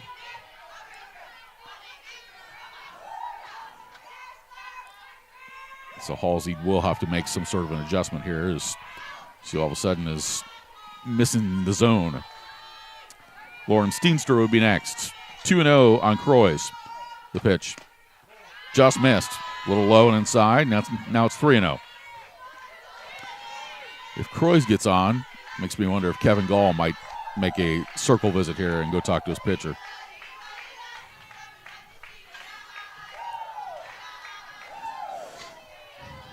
Pitch call has been made from the dugout. The 3-0. Down and in, ball 4. So Croys draws the walk. Second straight free pass. That loads up the bases. And Kevin Gall stands up from the bucket that he's on in the dugout. Yep, and he's going to call time here. He's going to make his way on out. Grabs his lineup card with him as well. Do see a right-hander that's been loosening up for Jamestown, and I believe she is going to come into the contest here for the Jamestown Jimmies. I believe it's going to be Abby Blair. So we're going to see a new pitcher. Third pitcher of the game for Jamestown coming in. We'll tell you all about it when we come back. 11-6, the Jimmies, bottom of the 4th. Bases loaded for Dordt, and 1 out on MidlandAthletics.com and BSDN Live. Nebraska, where hardworking hands build incredible things. Built this thing from the ground up out of nothing. Gave it everything. Now look at what it's given back. We know you put your heart into your business because that's what Nebraskans do. As a local bank, we put our hearts into helping you because we're not just a bank in Nebraska. We're Nebraska in a bank. Pinnacle Bank, the way banking should be. Limitless. When you believe there's no limit to what you can achieve. You come to Midland for an education, but you will leave with so much more. We're a small campus with big opportunities, and whatever you need, we'll help you succeed. At Midland, it's your future, your way, with our support every day. Midland University. It's bold, it's an experience, it's family, it's limitless.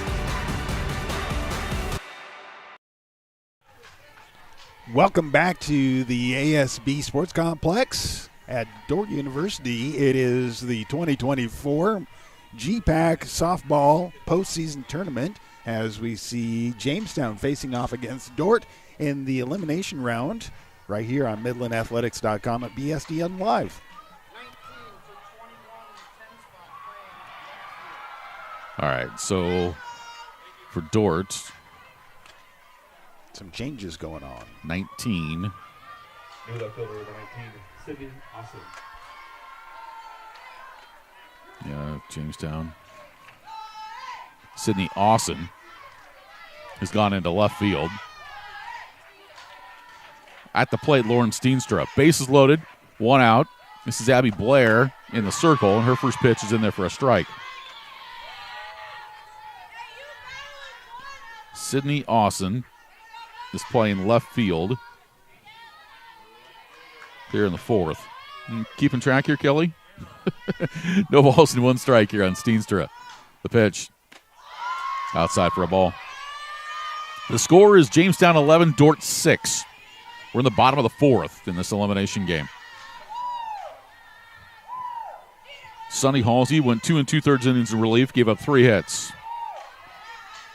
Here's Blair's pitch. Swung on a foul back. Jamestown this year has used 4 pitchers on the season. This is their 3rd pitcher this game. The only one that hasn't thrown is Hope Ransom. And she's playing first base. Ransom was the winning pitcher in the game against Doane yesterday. 1 ball and 2 strikes on Lauren Steenstra. Rule at 3rd, Tyson at 2nd, Croys at 1st. Abby Blair's pitch. Swung on in line right back of the middle, off the foot of the pitcher in the center field, a base hit. 1 run will score. Second runner coming around and scores as well. It's 11-8. 2 RBI single by Lauren Steenstra. Those 2 runs will get charged to Halsey. Croy stops at 3rd. Steenstra's at 1st, so it's now 11-8.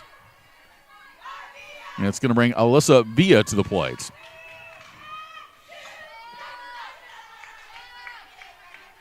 Villa's 1 for 2. RBI single in the 1st inning. Grounded out to short her 2nd time. Abby Blair, 10-8 on the season, a 1.98 ERA. This is her 22nd appearance. This pitch is high. 1 ball, no strikes to Villa. Blair has had 17 starts, 11 complete games, and a shutout. In 102 1/3 innings, she's given up 102 hits. 51 runs. 29 of those runs have been earned. She struck out 54 and walked 29. Next pitch, down low. 2 balls and no strikes to Alyssa Villa. You don't really hear too much about softball pitchers wearing down because they can pitch so much more frequently than baseball players can. But the arms are starting to get chewed up here. This pitch is fouled off to the right side. The count on Alyssa Villa, 2 balls and a strike. Especially when it's a day to where, in order to get through the bracket, you need to win 3 games. It makes that mountain that you're climbing a little steeper. 2-1 the count here on Villa. Blair's pitch. Swung on and grounded towards second base. Turin's going to go on out to short for 1. The relay to first. Not in time. And a run will score. So Villa drives in a run. Third baseman, number 55, and now makes it 11-9.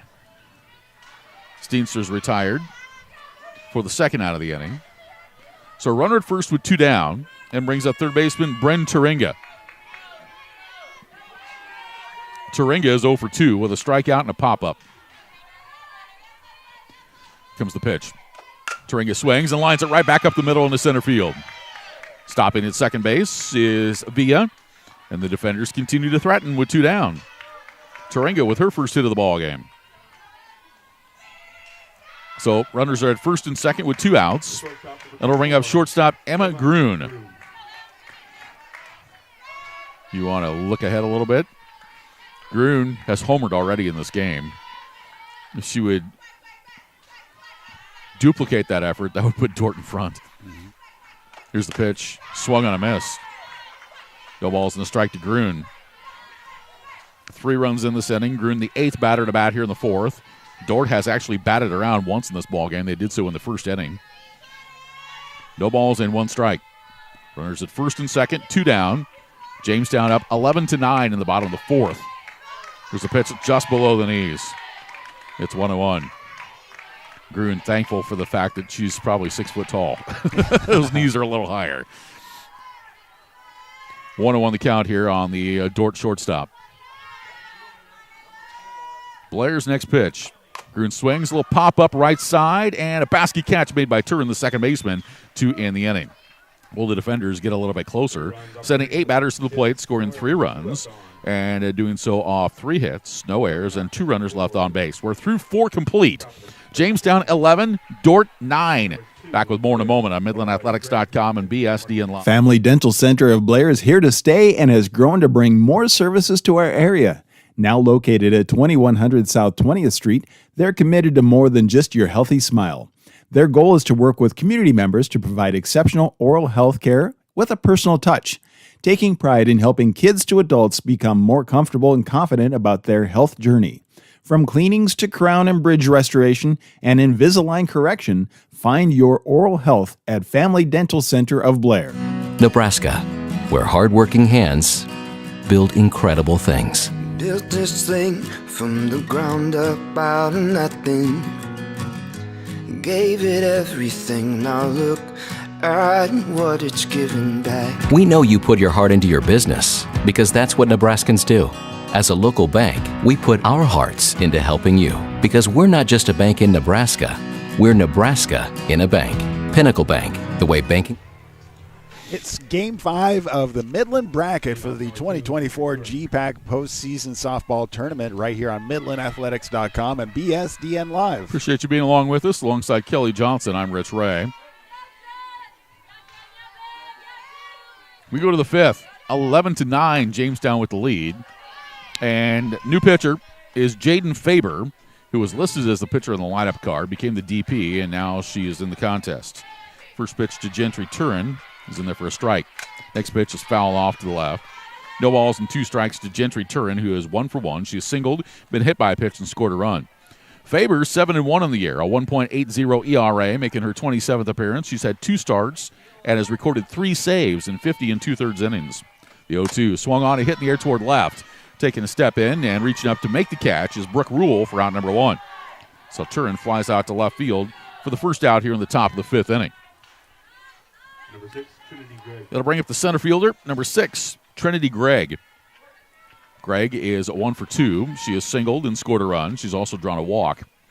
Pitch from Faber is on the outside corner for a strike. It's 0-1. No balls and 1 strike. Faber, F-A-B-E-R. Here's the pitch. And it's going to be tapped. Faber is going to have to come out of the circle and make a quick play to first. And it is not in time. Able to beat it out is Trinity Gregg for her second hit of the contest. The leadoff batter at the top of the order is on with 1 down here for Jamestown. Warming up the shortstop, Samara Martinez. Being the big movie buff that you are, when I mentioned Faber's name, I'm surprised you didn't start, with your Animal House references. Here's the pitch. It's in there for a strike. Yeah, that's true. I held you off, didn't I? I let that one just slide. Yeah, that was a surprise. No balls and a strike here to Martinez. 11-9 Jamestown. We're in the top of the 5th. Pitch. Upstairs for a ball. It's 1 ball and 1 strike. 1-1 the count here on Samara Martinez. Gregg down to first base. So both teams are on their 3rd pitcher in the game. It's a pitch outside. And the count now 2 balls and a strike.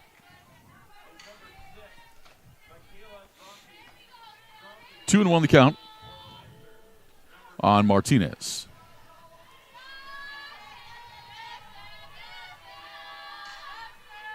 Next offering by Faber. Swung on, hit in the air towards center field. Underneath of it, reaching up and making the catch is Aurora Tyson. And that's the second out of the inning. So Martinez flies out. 2 down now. Then we'll bring up the designated player, number 29, Kayla Quintanilla. Quintanilla has a couple extra base hits, an RBI double in the first, and she scored a run. And she hit a two-run home run in the second. This pitch is low, and it's now 1 ball and no strikes.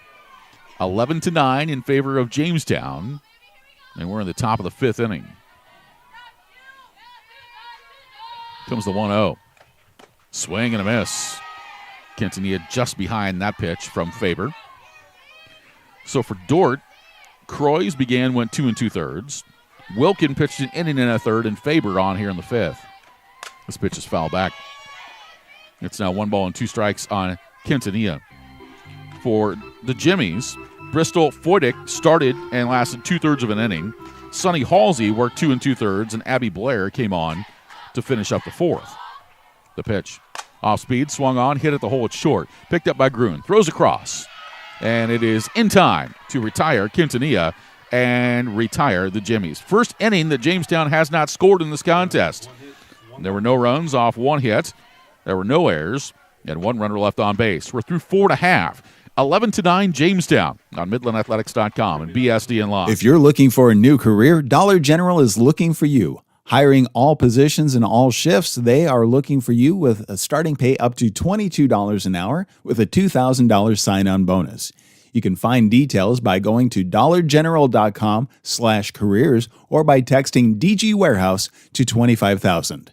Must be 18 or older, but again, starting pay up to $22 an hour with a $2,000 sign-on bonus. Contact them now, dollargeneral.com/careers. Limitless.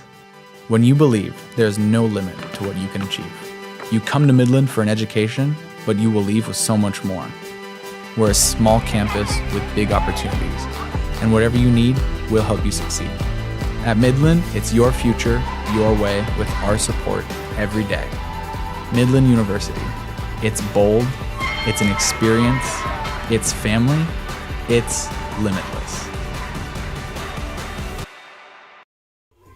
We have the 2024 GPAC Softball postseason tournament right before us. It's the Midland bracket, but currently Jamestown and Dordt with an elimination game before us on MidlandAthletics.com and BSDN Live. If you've been trying to follow along on your scorecard at home, bless you. All right, so it looks like Ali Battistoni has moved to first base from right field.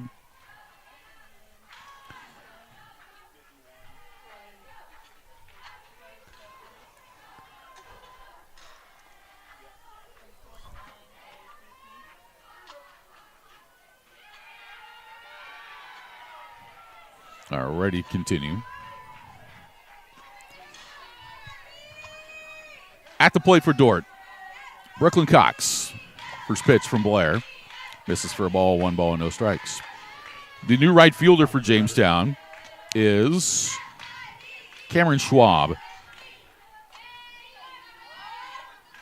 Schwab playing right. Next pitch. Misses, down and away.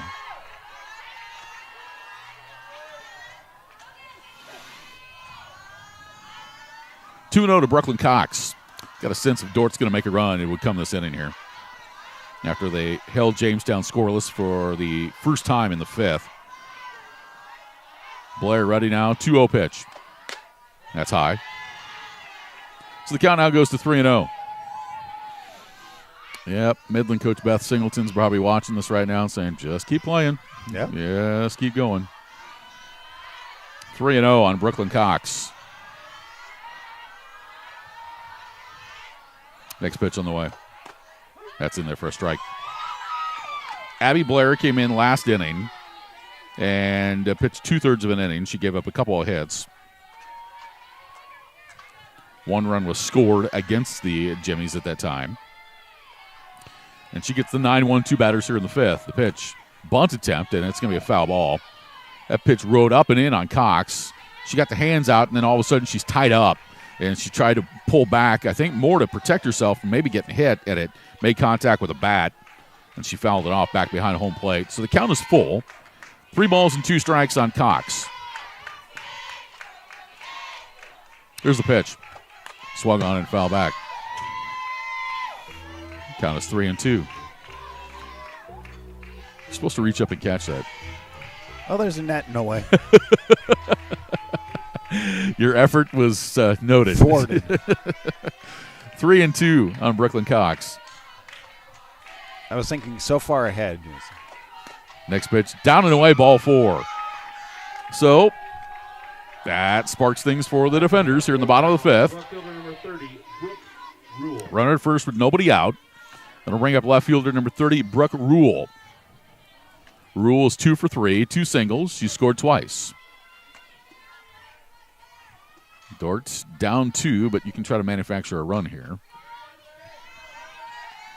Blair, here's the pitch. Rule bunts and rolls with the third base side. Picked up on the line. The throw to first is in time. Good decision by Spaeth because I think she wanted it to roll foul, but it was slowly going up the line, so she had to make a decision. And she elected to pick it up and make the throw to first and was able to get the out. So Rule is retired 5-4 on the sacrifice bunt, and it does put Cox down in scoring position with 1 down. So runner at second, 1 out for the catcher, Carly Olson, who is 1 for 3. She scored back in that big Dordt first inning where the defenders plated 6 runs. Here's the pitch. Olson takes it high, ball 1. Olson has homered in this tournament already, if you're curious. And if she would do it again, we'd have 11s up on the board, 2 of them. 1 ball and no strikes to Olson. That one's low and away. Now 2 balls and no strikes. Aurora Tyson would be next. Morning softball in Sioux Center, Iowa. The GPAC postseason tournament Midland bracket. Comes the 2-0 pitch. Swing and a miss. It's 2-1. With all these runs and with it occurring in the morning, it reminds me growing up as a kid playing T-ball. Remember playing T-ball? Yep. And you would usually beat a team 40-38. This one, not quite that extent, but lots of runs. That's the point. Next pitch to Olson. Swing and a miss. The count evens up now to the catcher. 2 balls and 2 strikes. 2-2 on Olson with Cox still out at second. 1 out in the inning.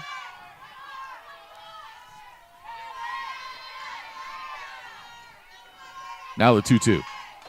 Swung on, little tapper right back to the circle. Picked up by Blair. She'll throw it first and retire Olson for the second out. Down to third base on the play goes Brooklyn Cox. Aurora Tyson. So with 2 down, it brings up the 3-hole hitter, Aurora Tyson. She's got a 2-hit ball game, 2 singles, a walk. She scored twice. Runner at third with 2 down here in the bottom of the 5th. Jamestown leads 11-9. Blair ready, and the pitch. Outside corner for a strike. It's 0-1. I've already determined that I'm going to need a half hour to figure up all the offensive totals at the end of this game. 1 strike on Aurora Tyson.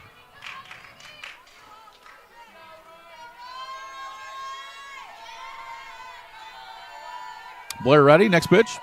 Swung on and line to center field, base hit. Well, Mr. Johnson, both teams have scored in double digits. Aurora Tyson with an RBI single. Plates Brooklyn Cox and makes it 11-10 as the inning continues now for the designated player, Chloe Croys. Croys is 1 for 2. Singled and scored in the first, walked and scored in the 4th. Swings to this pitch and pops it in the air. Shallow left, going out as the shortstop Martinez makes it over the shoulder backhanded catch for the final out of the inning. That's a fine play. And that's going to do it for Dordt in the 5th, but the defenders cut the lead for Jamestown in half. 1 run on 1 hit, no errors, 1 runner left on base. We're officially through 5. It's Jamestown 11 and Dordt 10. Back in a moment on MidlandAthletics.com and BSDN Live. Family Dental Center of Blair is here to stay and has grown to bring more services to our area. Now located at 2100 South 20th Street, they're committed to more than just your healthy smile. Their goal is to work with community members to provide exceptional oral health care with a personal touch, taking pride in helping kids to adults become more comfortable and confident about their health journey. From cleanings to crown and bridge restoration and Invisalign correction, find your oral health at Family Dental Center of Blair. Limitless. When you believe there's no limit to what you can achieve. You come to Midland for an education, but you will leave with so much more. We're a small campus with big opportunities, and whatever you need, we'll help you succeed. At Midland, it's your future, your way, with our support every day. Midland University. It's bold, it's an experience, it's family, it's limitless. Welcome back to GPAC postseason softball tournament right here on MidlandAthletics.com and BSDN Live. We go to the top of the sixth. It's 11-10 Dordt. And the first pitch from Faber is in there for a strike to Abby Blair. No balls and 1 strike to Blair. She's 2 for 3. This pitch rolled out of the hands of Faber and misses for ball 1. So it's now 1 ball and 1 strike. Blair actually officially 1 for 2 at the plate. This pitch will miss high and away. Now 2 balls and a strike. Well, the situation now, although it's been a wild, crazy game, is just like any other one. You're trying to manufacture a run late in the contest. 2-1. Blair holds off. Then they count out 3 balls and a strike. Both teams are on their third pitcher.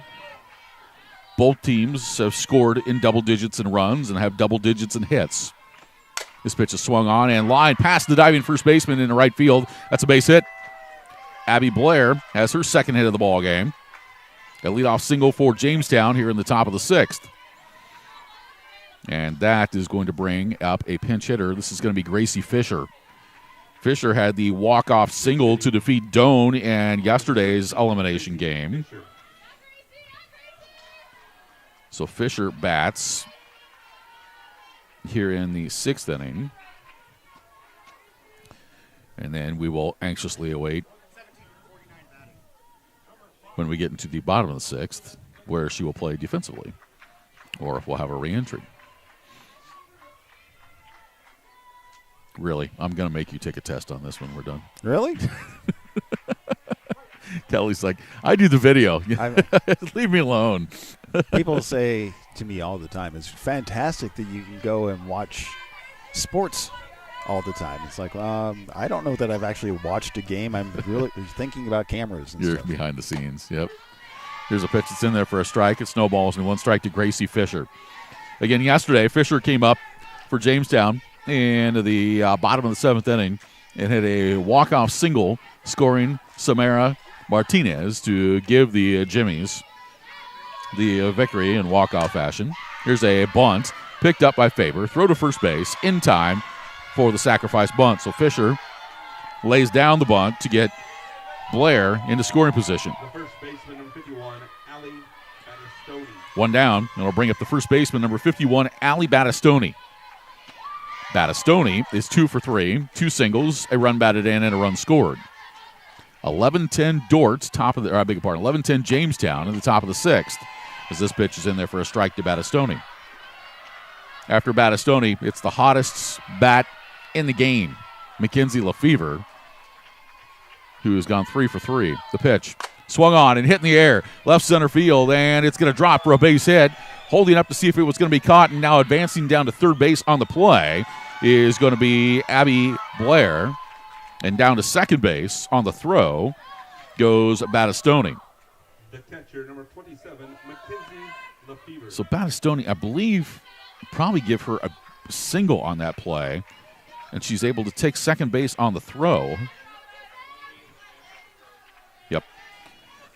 So here's Mackenzie Lefevre, 3 for 3. Pitch is in there for a strike. She singled in the first, doubled in the third, and hit a 3-run home run in the 4th. She's looking for a triple here to get the cycle. 2 runners in scoring position, 1 down. The pitch, off speed, swung on a miss, strike 2. Faber with a great off speed change up there. Lefevre was way out in front. 11-10, Jamestown leads it. Top of the 6th inning.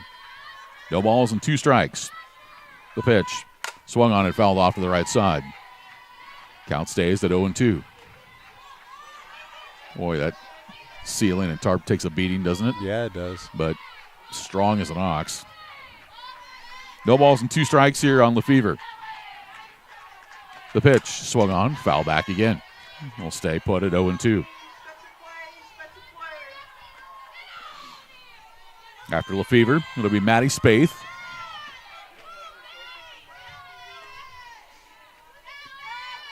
Faber ready. Here's the pitch. Just missed off the corner. Good eye by Lefevre. The count now 1 ball and 2 strikes. Jamestown 30-15 on the year. Dordt 27-24. Fourth time they've met each other this season. Dordt's won all three. The 1-2. Down low. Blocked by Olson. And the count now 2 balls and 2 strikes. 2-2 on the Jamestown designated player. 2-2 pitch. Swung on and chopped foul over by the Dordt dugout. And count stays 2-2. I called her the designated player. I'm sorry. She's actually the catcher. I apologize. See, I'm losing track. Here comes the 2-2 pitch. Swing and a miss, strike 3. Faber able to get Lefevre to chase that pitch. And she records her first strikeout. And now, Third baseman, number 10, head coach the batter.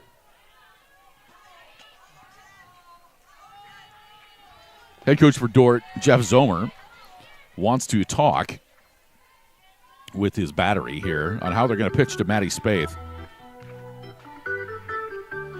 So runners are at second and third. This might have to do with pitch selection against Spaeth, because first base is open. Spaeth is 0 for 2. She's walked and also scored a run. And with 2 outs in an inning, you might be more leaning to the fact with 2 outs to pitch around a batter than you would with 1. And that's why that challenge against Lefevre and strikeout was big to get the second out. We'll see what develops here as Faber will get ready to face Maddie Spaeth. First pitch. In there at the knees for a called strike. No balls and 1 strike to Spaeth. 11-10 Jamestown. Runners are at second and third with 2 down. We're at the top of the 6th.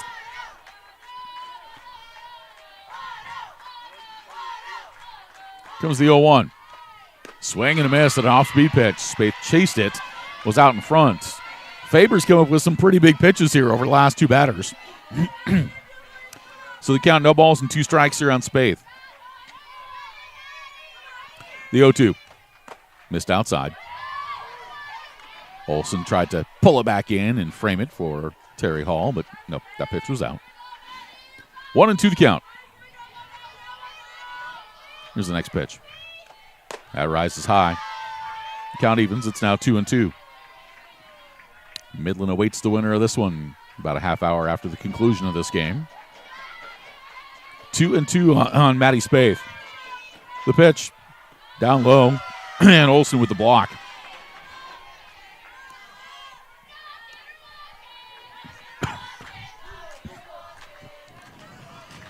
Excuse me, I apologize.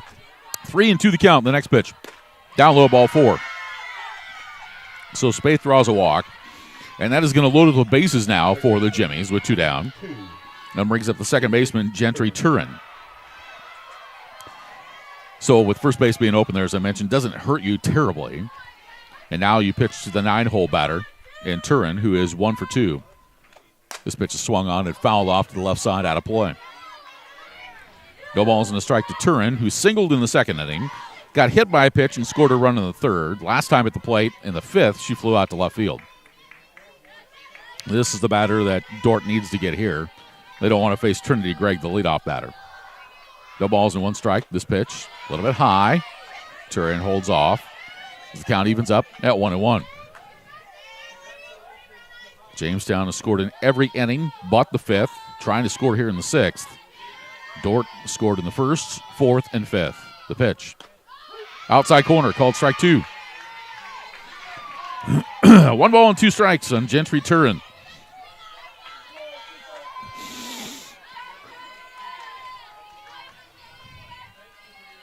Faber ready. Next pitch. And it's tap foul.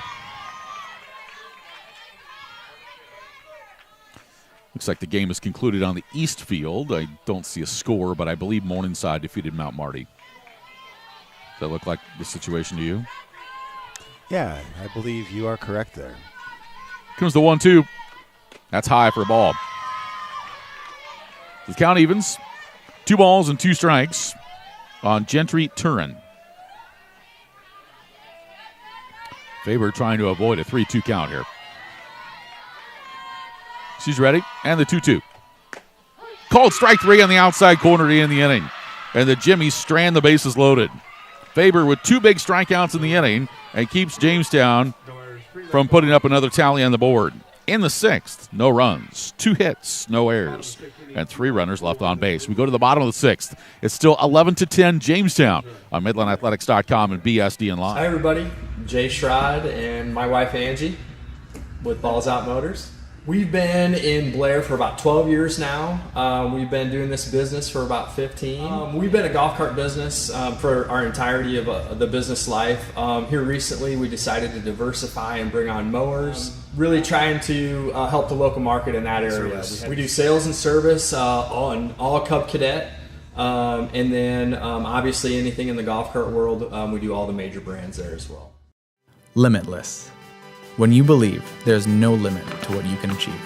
You come to Midland for an education, but you will leave with so much more. We're a small campus with big opportunities, and whatever you need, we'll help you succeed. At Midland, it's your future, your way, with our support every day. Midland University.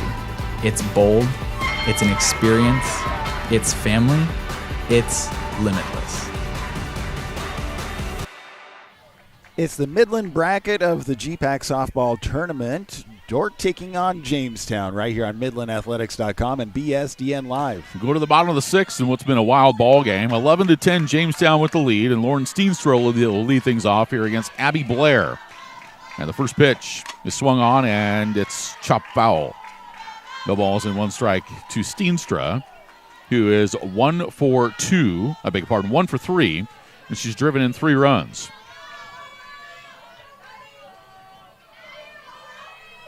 Blair trying to keep this a 1-run Jamestown lead. There's the 0-1. Swung on, and it's grounded to short. Martinez to her knee, picks it up, fires to first, and it's in time for out number 1.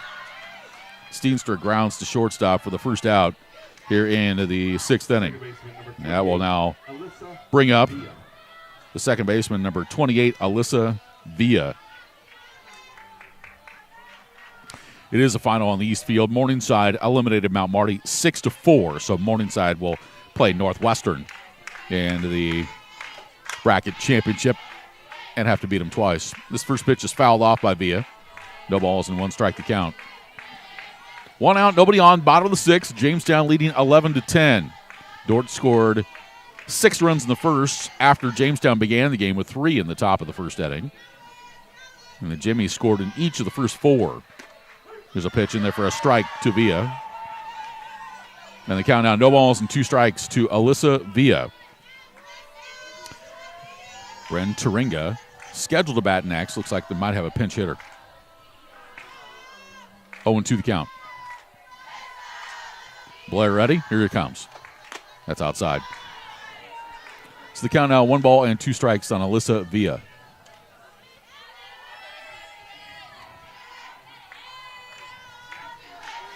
One out, nobody on. Blair's 1-2. That's high. So the count evens up here at 2 balls and 2 strikes.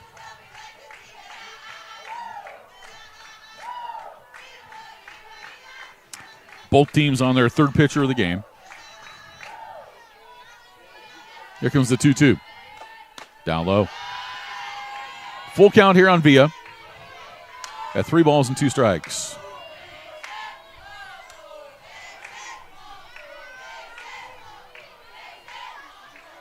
Blair ready to deliver the full count pitch. Swung on, and it's going to be grounded up the third base side, a foul ball. Spaeth able to field it in foul territory. For Dordt, Casey Karsick is in the on-deck circle. A freshman from Olathe, Kansas. Looks like he'll be swinging a bat next. 3-2 again here on Alyssa Villa. The pitch. Outside, ball 4. So Villa draws a walk. And a runner aboard for Dordt with 1 down here in the bottom of the 6th. And we'll bring up Casey Karsick, as I just mentioned.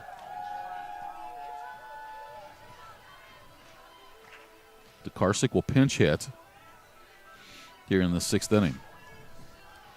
And now Kevin Gall, I believe, is going to make a pitching change. So we're going to see the 4th arm in the ball game here for Jamestown. We'll tell you about it when we return. 11-10 Jimmy's. Runner at first, 2 down, or 1 out here in the 6th inning. Back in a minute on MidlandAthletics.com and BSDN Live. Nebraska, where hardworking hands build incredible things. Built this thing from the ground up out of nothing. Gave it everything, now look at what it's giving back. We know you put your heart into your business because that's what Nebraskans do. As a local bank, we put our hearts into helping you because we're not just a bank in Nebraska, we're Nebraska in a bank. Pinnacle Bank, the way banking should. Limitless. When you believe there's no limit to what you can achieve. You come to Midland for an education, but you will leave with so much more. We're a small campus with big opportunities, and whatever you need, we'll help you succeed. At Midland, it's your future, your way, with our support every day. Midland University. It's bold, it's an experience, it's family, it's limitless.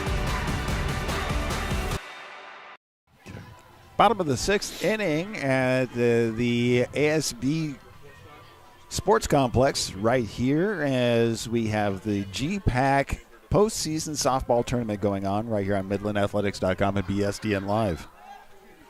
And it looks like there's a lot of changes going on as we are at the bottom of the 6th inning. 1-score game. It's a pretty exciting game, 11-10 right here as the Jimmies take on Dordt for the elimination game. The winner gets to move on and face off against Midland about a half hour after this game is over. Karsick is at the plate. New pitcher is Hope Ransom. For Dordt, Peyton Whipple is now running at first base for Alyssa Villa. The pitch is foul back by Karsick and out of play. So no balls and 1 strike. Again, Peyton Whipple is the base runner. Pinch running here in the 6th. 11-10 Jamestown. Runner at first, 1 out. Casey Karsick trying to get a bunt down.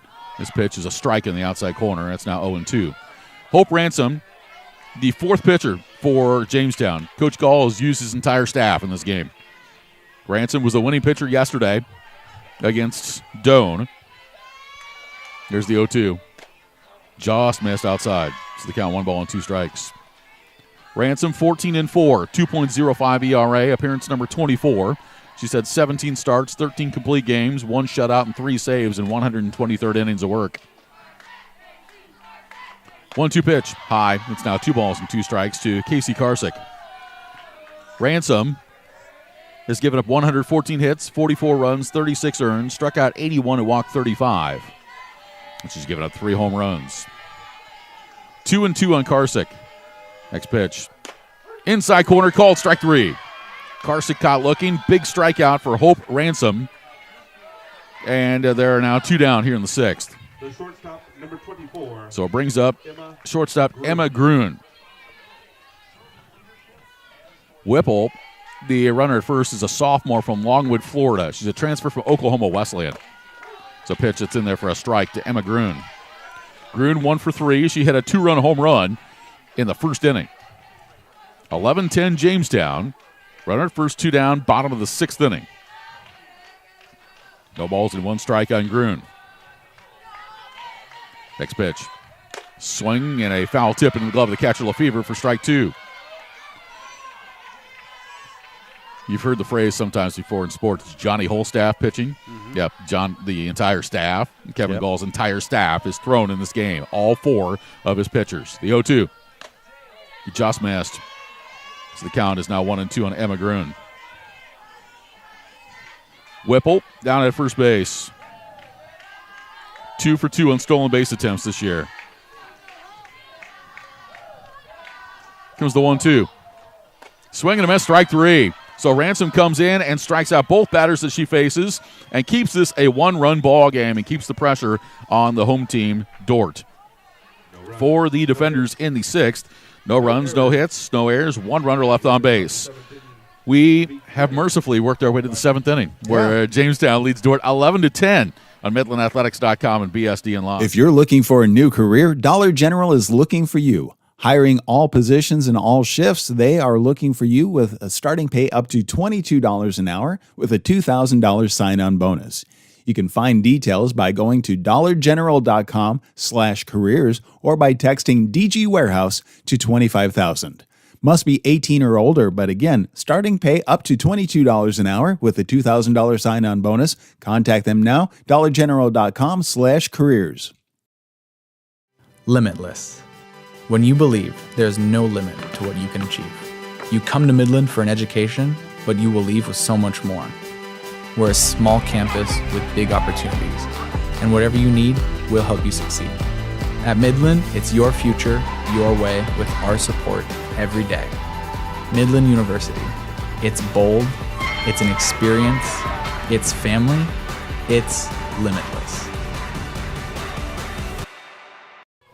Top of the 7th inning, Jamestown versus Dordt on the GPAC Softball postseason on MidlandAthletics.com and BSDN Live. All right, we'll go to the 7th inning. Jordan Faber delivers her first pitch to leadoff batter Trinity Gregg. And there for a strike. The 0-1 is down low. So 1-1. So Jamestown trying to extend its lead here and then go play defense in the bottom of the 7th. And the defenders will have their 9-1 and 2 batters at the plate in the 7th inning. This pitch is going to be grounded to short. Gruen's got it, fires it over to first in time for out number 1. Gregg is the first out here in the 7th inning. So 1 down for the shortstop, number 3, Samara Martinez. Martinez is 1 for 3. She had a 2 RBI single in the 3rd inning. Faber ready, here it comes. A little bit high. 1 ball and no strikes. Just going back and looking at the pitcher of record for both teams here. I believe it's Sonny Halsey for Jamestown. Next pitch. Swung on and pulled foul just wide of the third base bag. And the count evens here at 1 ball and 1 strike.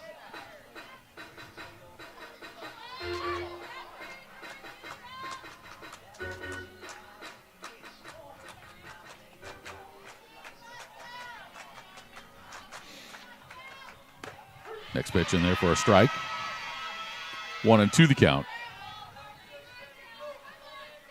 1 ball and 2 strikes. Comes the next offering. Swung on and a bouncer over to third. Taringa's got it. Fires to second, and there are 2 away.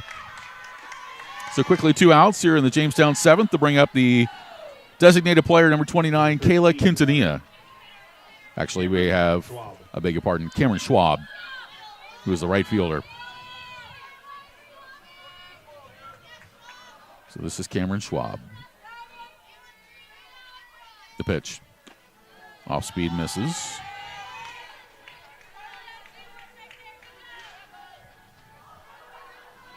One ball and no strikes on Schwab.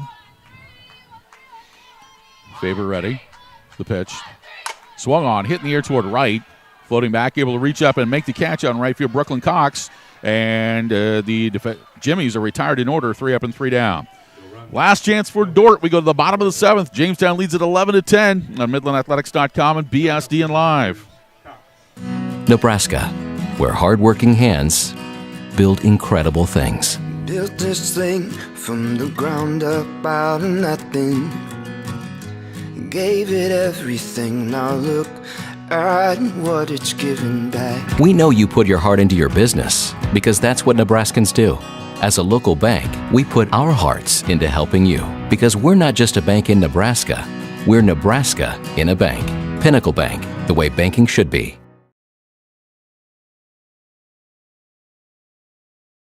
Hi everybody, Jay Schrod and my wife Angie with Balls Out Motors.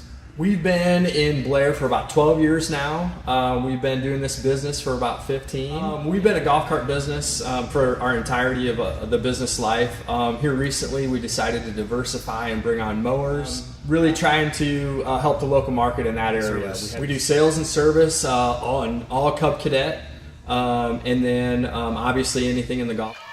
Welcome back to the ASB Sports Complex.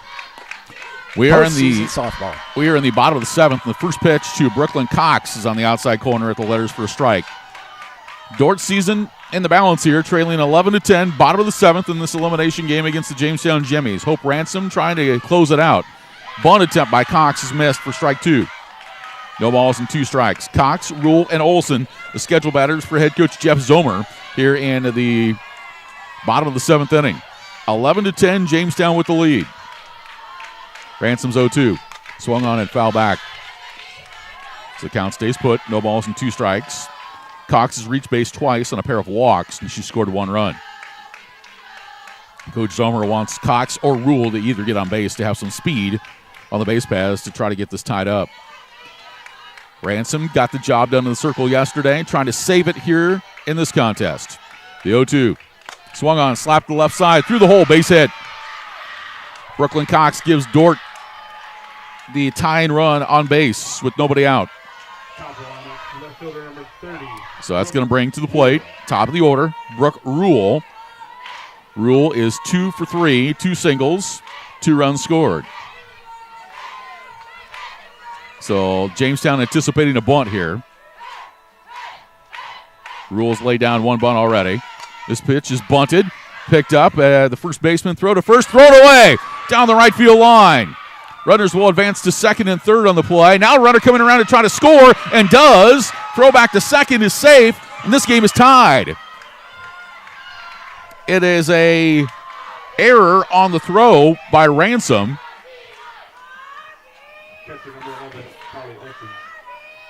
And Cox came all the way around to tie it at 11.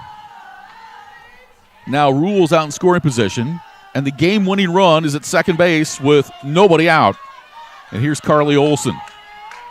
Olson is 1 for 4, who singled in the second inning. Pitch by Ransom. Bunt. And Ransom picks it up. She'll throw to first. And that throw is in time. No, they're going to say that the throw was high. And the runner's safe. 2 throwing errors on the pitcher Ransom on bunt attempts. And now the game-winning run is at third base. With no outs. With nobody out. So 2 big errors here. And now Kevin Gall is out of the dugout. And he wants to talk to Terry Hall, the home plate umpire, just to make sure that the foot was on the bag or it came off. So the 2 umpires will get together and discuss it.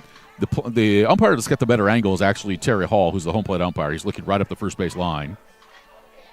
That might be the discussion here. Or if there was any interference by the base runner going up the first base line, if they were out inside the line or outside the running lane. So that'll be the discussion here, but it gives Ransom a chance to catch her breath here. So let's see what this ruling is that will be relayed here by the umpires. All right, they'll go on over and talk to Kevin Gall.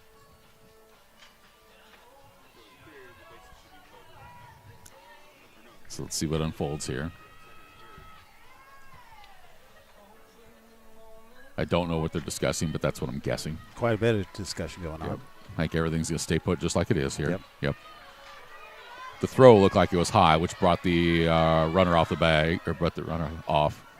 Now Jeff Zomer is going to use an offensive timeout. So he's going to discuss things. Runners will be at the corners with nobody out.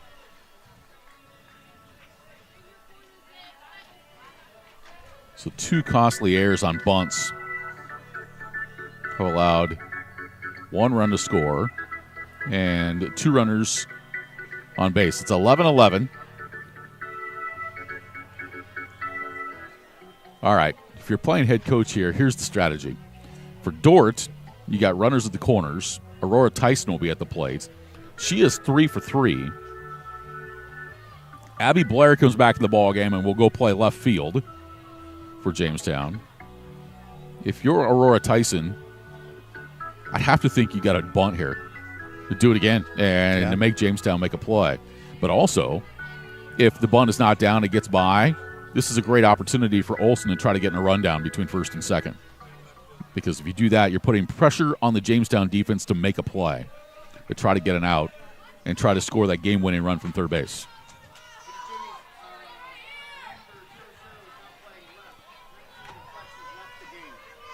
All right, so Sonia Rogers has left the game. Abby Blair back in playing left field. Runners at the corners, nobody out, a run is in. There's been a RBI single and 2 errors by Hope Ransom on fielding bunts trying to throw to first. Here's Aurora Tyson. Runners at first and third, nobody out. If Dordt scores, they win the game. The pitch, Tyson taking, not showing bunt, and it's a strike. No balls and 1 strike to Aurora Tyson with Chloe Croys on deck. Rule is at third, Olson is at first. The pitch, bunt attempt missed, and the runners come down the line and go back to third, but down to second goes Carly Olson. So Olson takes second base on the bunt attempt missed, and now it's no balls and 2 strikes on Aurora Tyson. Rule means absolutely nothing now out at second base. Jamestown does not have to worry about her. They just have to worry about, or rather Olson, they have to worry about Rule. The pitch, swung on and fouled off to the left.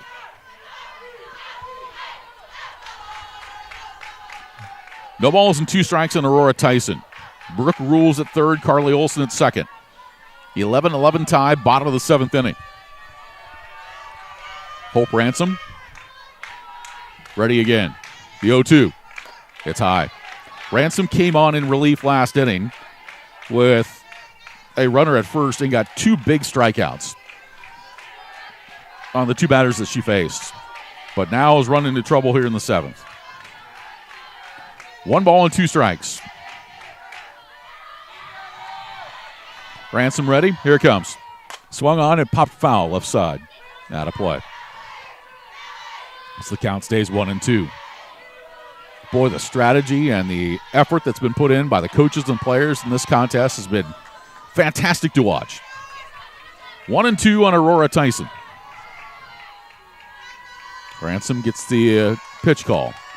Here it comes. That's high. So it's now 2-2. This is also a scenario, too, that if you walk Tyson, that doesn't hurt you at all. It might actually help you because you could load up the bases and then go to bring everybody in to try to cut off the run at home. The pitch swung on and popped foul. So the count remains at 2-2. 2 balls and 2 strikes on Aurora Tyson.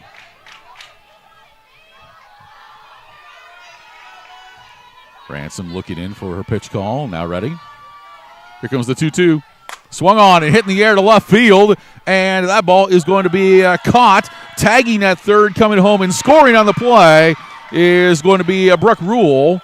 And Dordt wins the ball game. A walk-off sacrifice fly to left field by Aurora Tyson. Scores Brooke Rule. And Dordt wins it in walk-off fashion here in the bottom of the 7th inning by the score of 12-11. What a ball game. Yeah, that's amazing. Dordt scores 2 runs off of 1 hit, 2 big errors, and 1 runner left on base. The final score, Dordt 12, Jamestown 11. And we're back with all the final totals when we return on MidlandAthletics.com and BSD. If you're looking for a new career, Dollar General is looking for you. Hiring all positions and all shifts, they are looking for you with a starting pay up to $22 an hour with a $2,000 sign-on bonus. You can find details by going to dollargeneral.com/careers or by texting DG Warehouse to 25,000.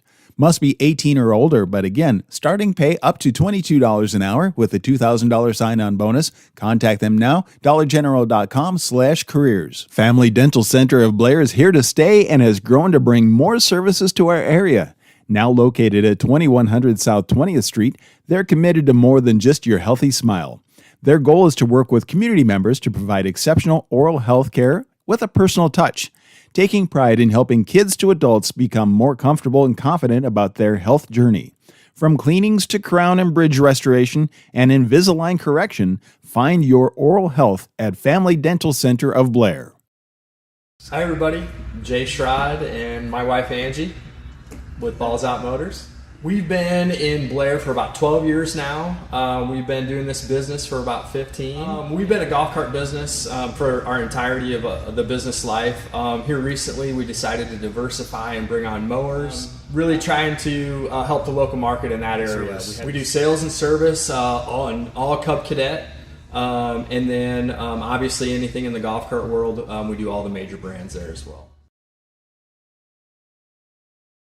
Nebraska, where hardworking hands build incredible things. Built this thing from the ground up out of nothing. Gave it everything, now look at what it's given back. We know you put your heart into your business because that's what Nebraskans do. As a local bank, we put our hearts into helping you because we're not just a bank in Nebraska, we're Nebraska in a bank. Pinnacle Bank, the way banking should be. Limitless. When you believe there's no limit to what you can achieve. You come to Midland for an education, but you will leave with so much more. We're a small campus with big opportunities, and whatever you need, we'll help you succeed. At Midland, it's your future, your way, with our support every day. Midland University. It's bold, it's an experience, it's family, it's limitless.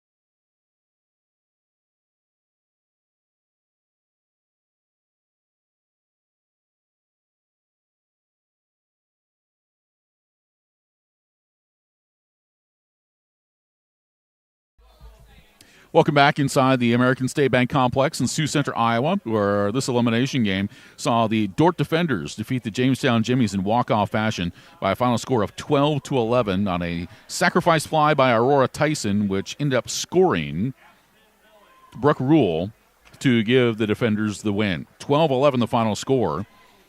Dordt had 12 runs off of 12 hits, stranded a total of 8 base runners. Do not commit an error in the contest. For Jamestown, 11 runs off 15 hits, commit 3 errors, and strand a total of 8 base runners. For Dordt, starting pitcher Chloe Croys worked 2 2/3, gave up 8 hits, 8 runs, all earned. Haley Wilkin pitched an inning in a third, giving up 4 hits, 3 runs, all earned. Jaden Faber comes on, and she ends up getting the win. The junior from Rock Valley, Iowa, improves to 8-1 on the year. She gave up 3 hits over 3 innings and did not give up a run. For Jamestown, starting pitcher Bristol Foydick went 2/3 of an inning, giving up 5 hits, 6 runs, all earned. Sonny Halsey pitched 2 2/3 innings of relief, giving up 3 hits, 3 runs, all earned. Abby Blair pitched 2 innings and gave up 3 hits. And Hope Ransom takes the loss. She falls to 14-5. She pitched 1 inning, giving up 1 hit, 2 runs, and they were unearned. For Dordt, Brooke Rule goes 2 for 4. Aurora Tyson was 3 for 4 with 2 runs batted in. Chloe Croys was 1 for 3 with an RBI. Lauren Steenstrom was 1 for 4 and knocked in 2. Alyssa Villa went 1 for 3 with 2 RBIs. Emma Gruen was 1 for 4 with a 2-run home run in the first. And Brooklyn Cox went 1 for 2 with an RBI. For Jamestown, Trinity Gregg goes 2 for 4. Samara Martinez went 1 for 5 and knocked in 2. Kayla Quintanilla was 2 for 3 with 3 RBIs. Part of that, a 2-run home run. Abby Blair goes 3 for 4. Allie Battistoni was 3 for 4. And Mackenzie Lefevre went 3 for 4 with 3 runs batted in. And that 3 RBIs came on a 3-run home run in the 4th inning. But Jamestown jumped out to a lead. Dordt took the lead in the first, and then the Jimmies took control in the 3rd inning and put up 3 runs in the 4th and led all the way until the 7th as Dordt put up 3 runs in the 4th, a run in the 5th, and scored 2 unearned runs in the 7th inning and were able to win it 12-11. So Dordt advances with a record of 28-24 and will take on Midland University in the Midland Bracket Championship coming up in about 25 minutes from now. Jamestown season comes to a close with a record of 30-16. So, coming up next, Midland and Dordt. If Midland wins, they are the Midland Bracket champion and will advance to the championship series against either Northwestern or Morningside. If Dordt wins, then a, if necessary, game will take place 30 minutes after the conclusion of this next game coming up. Dordt defeats Jamestown 12-11. Midland and Dordt will be coming up next. You're watching MidlandAthletics.com and BSDN Live.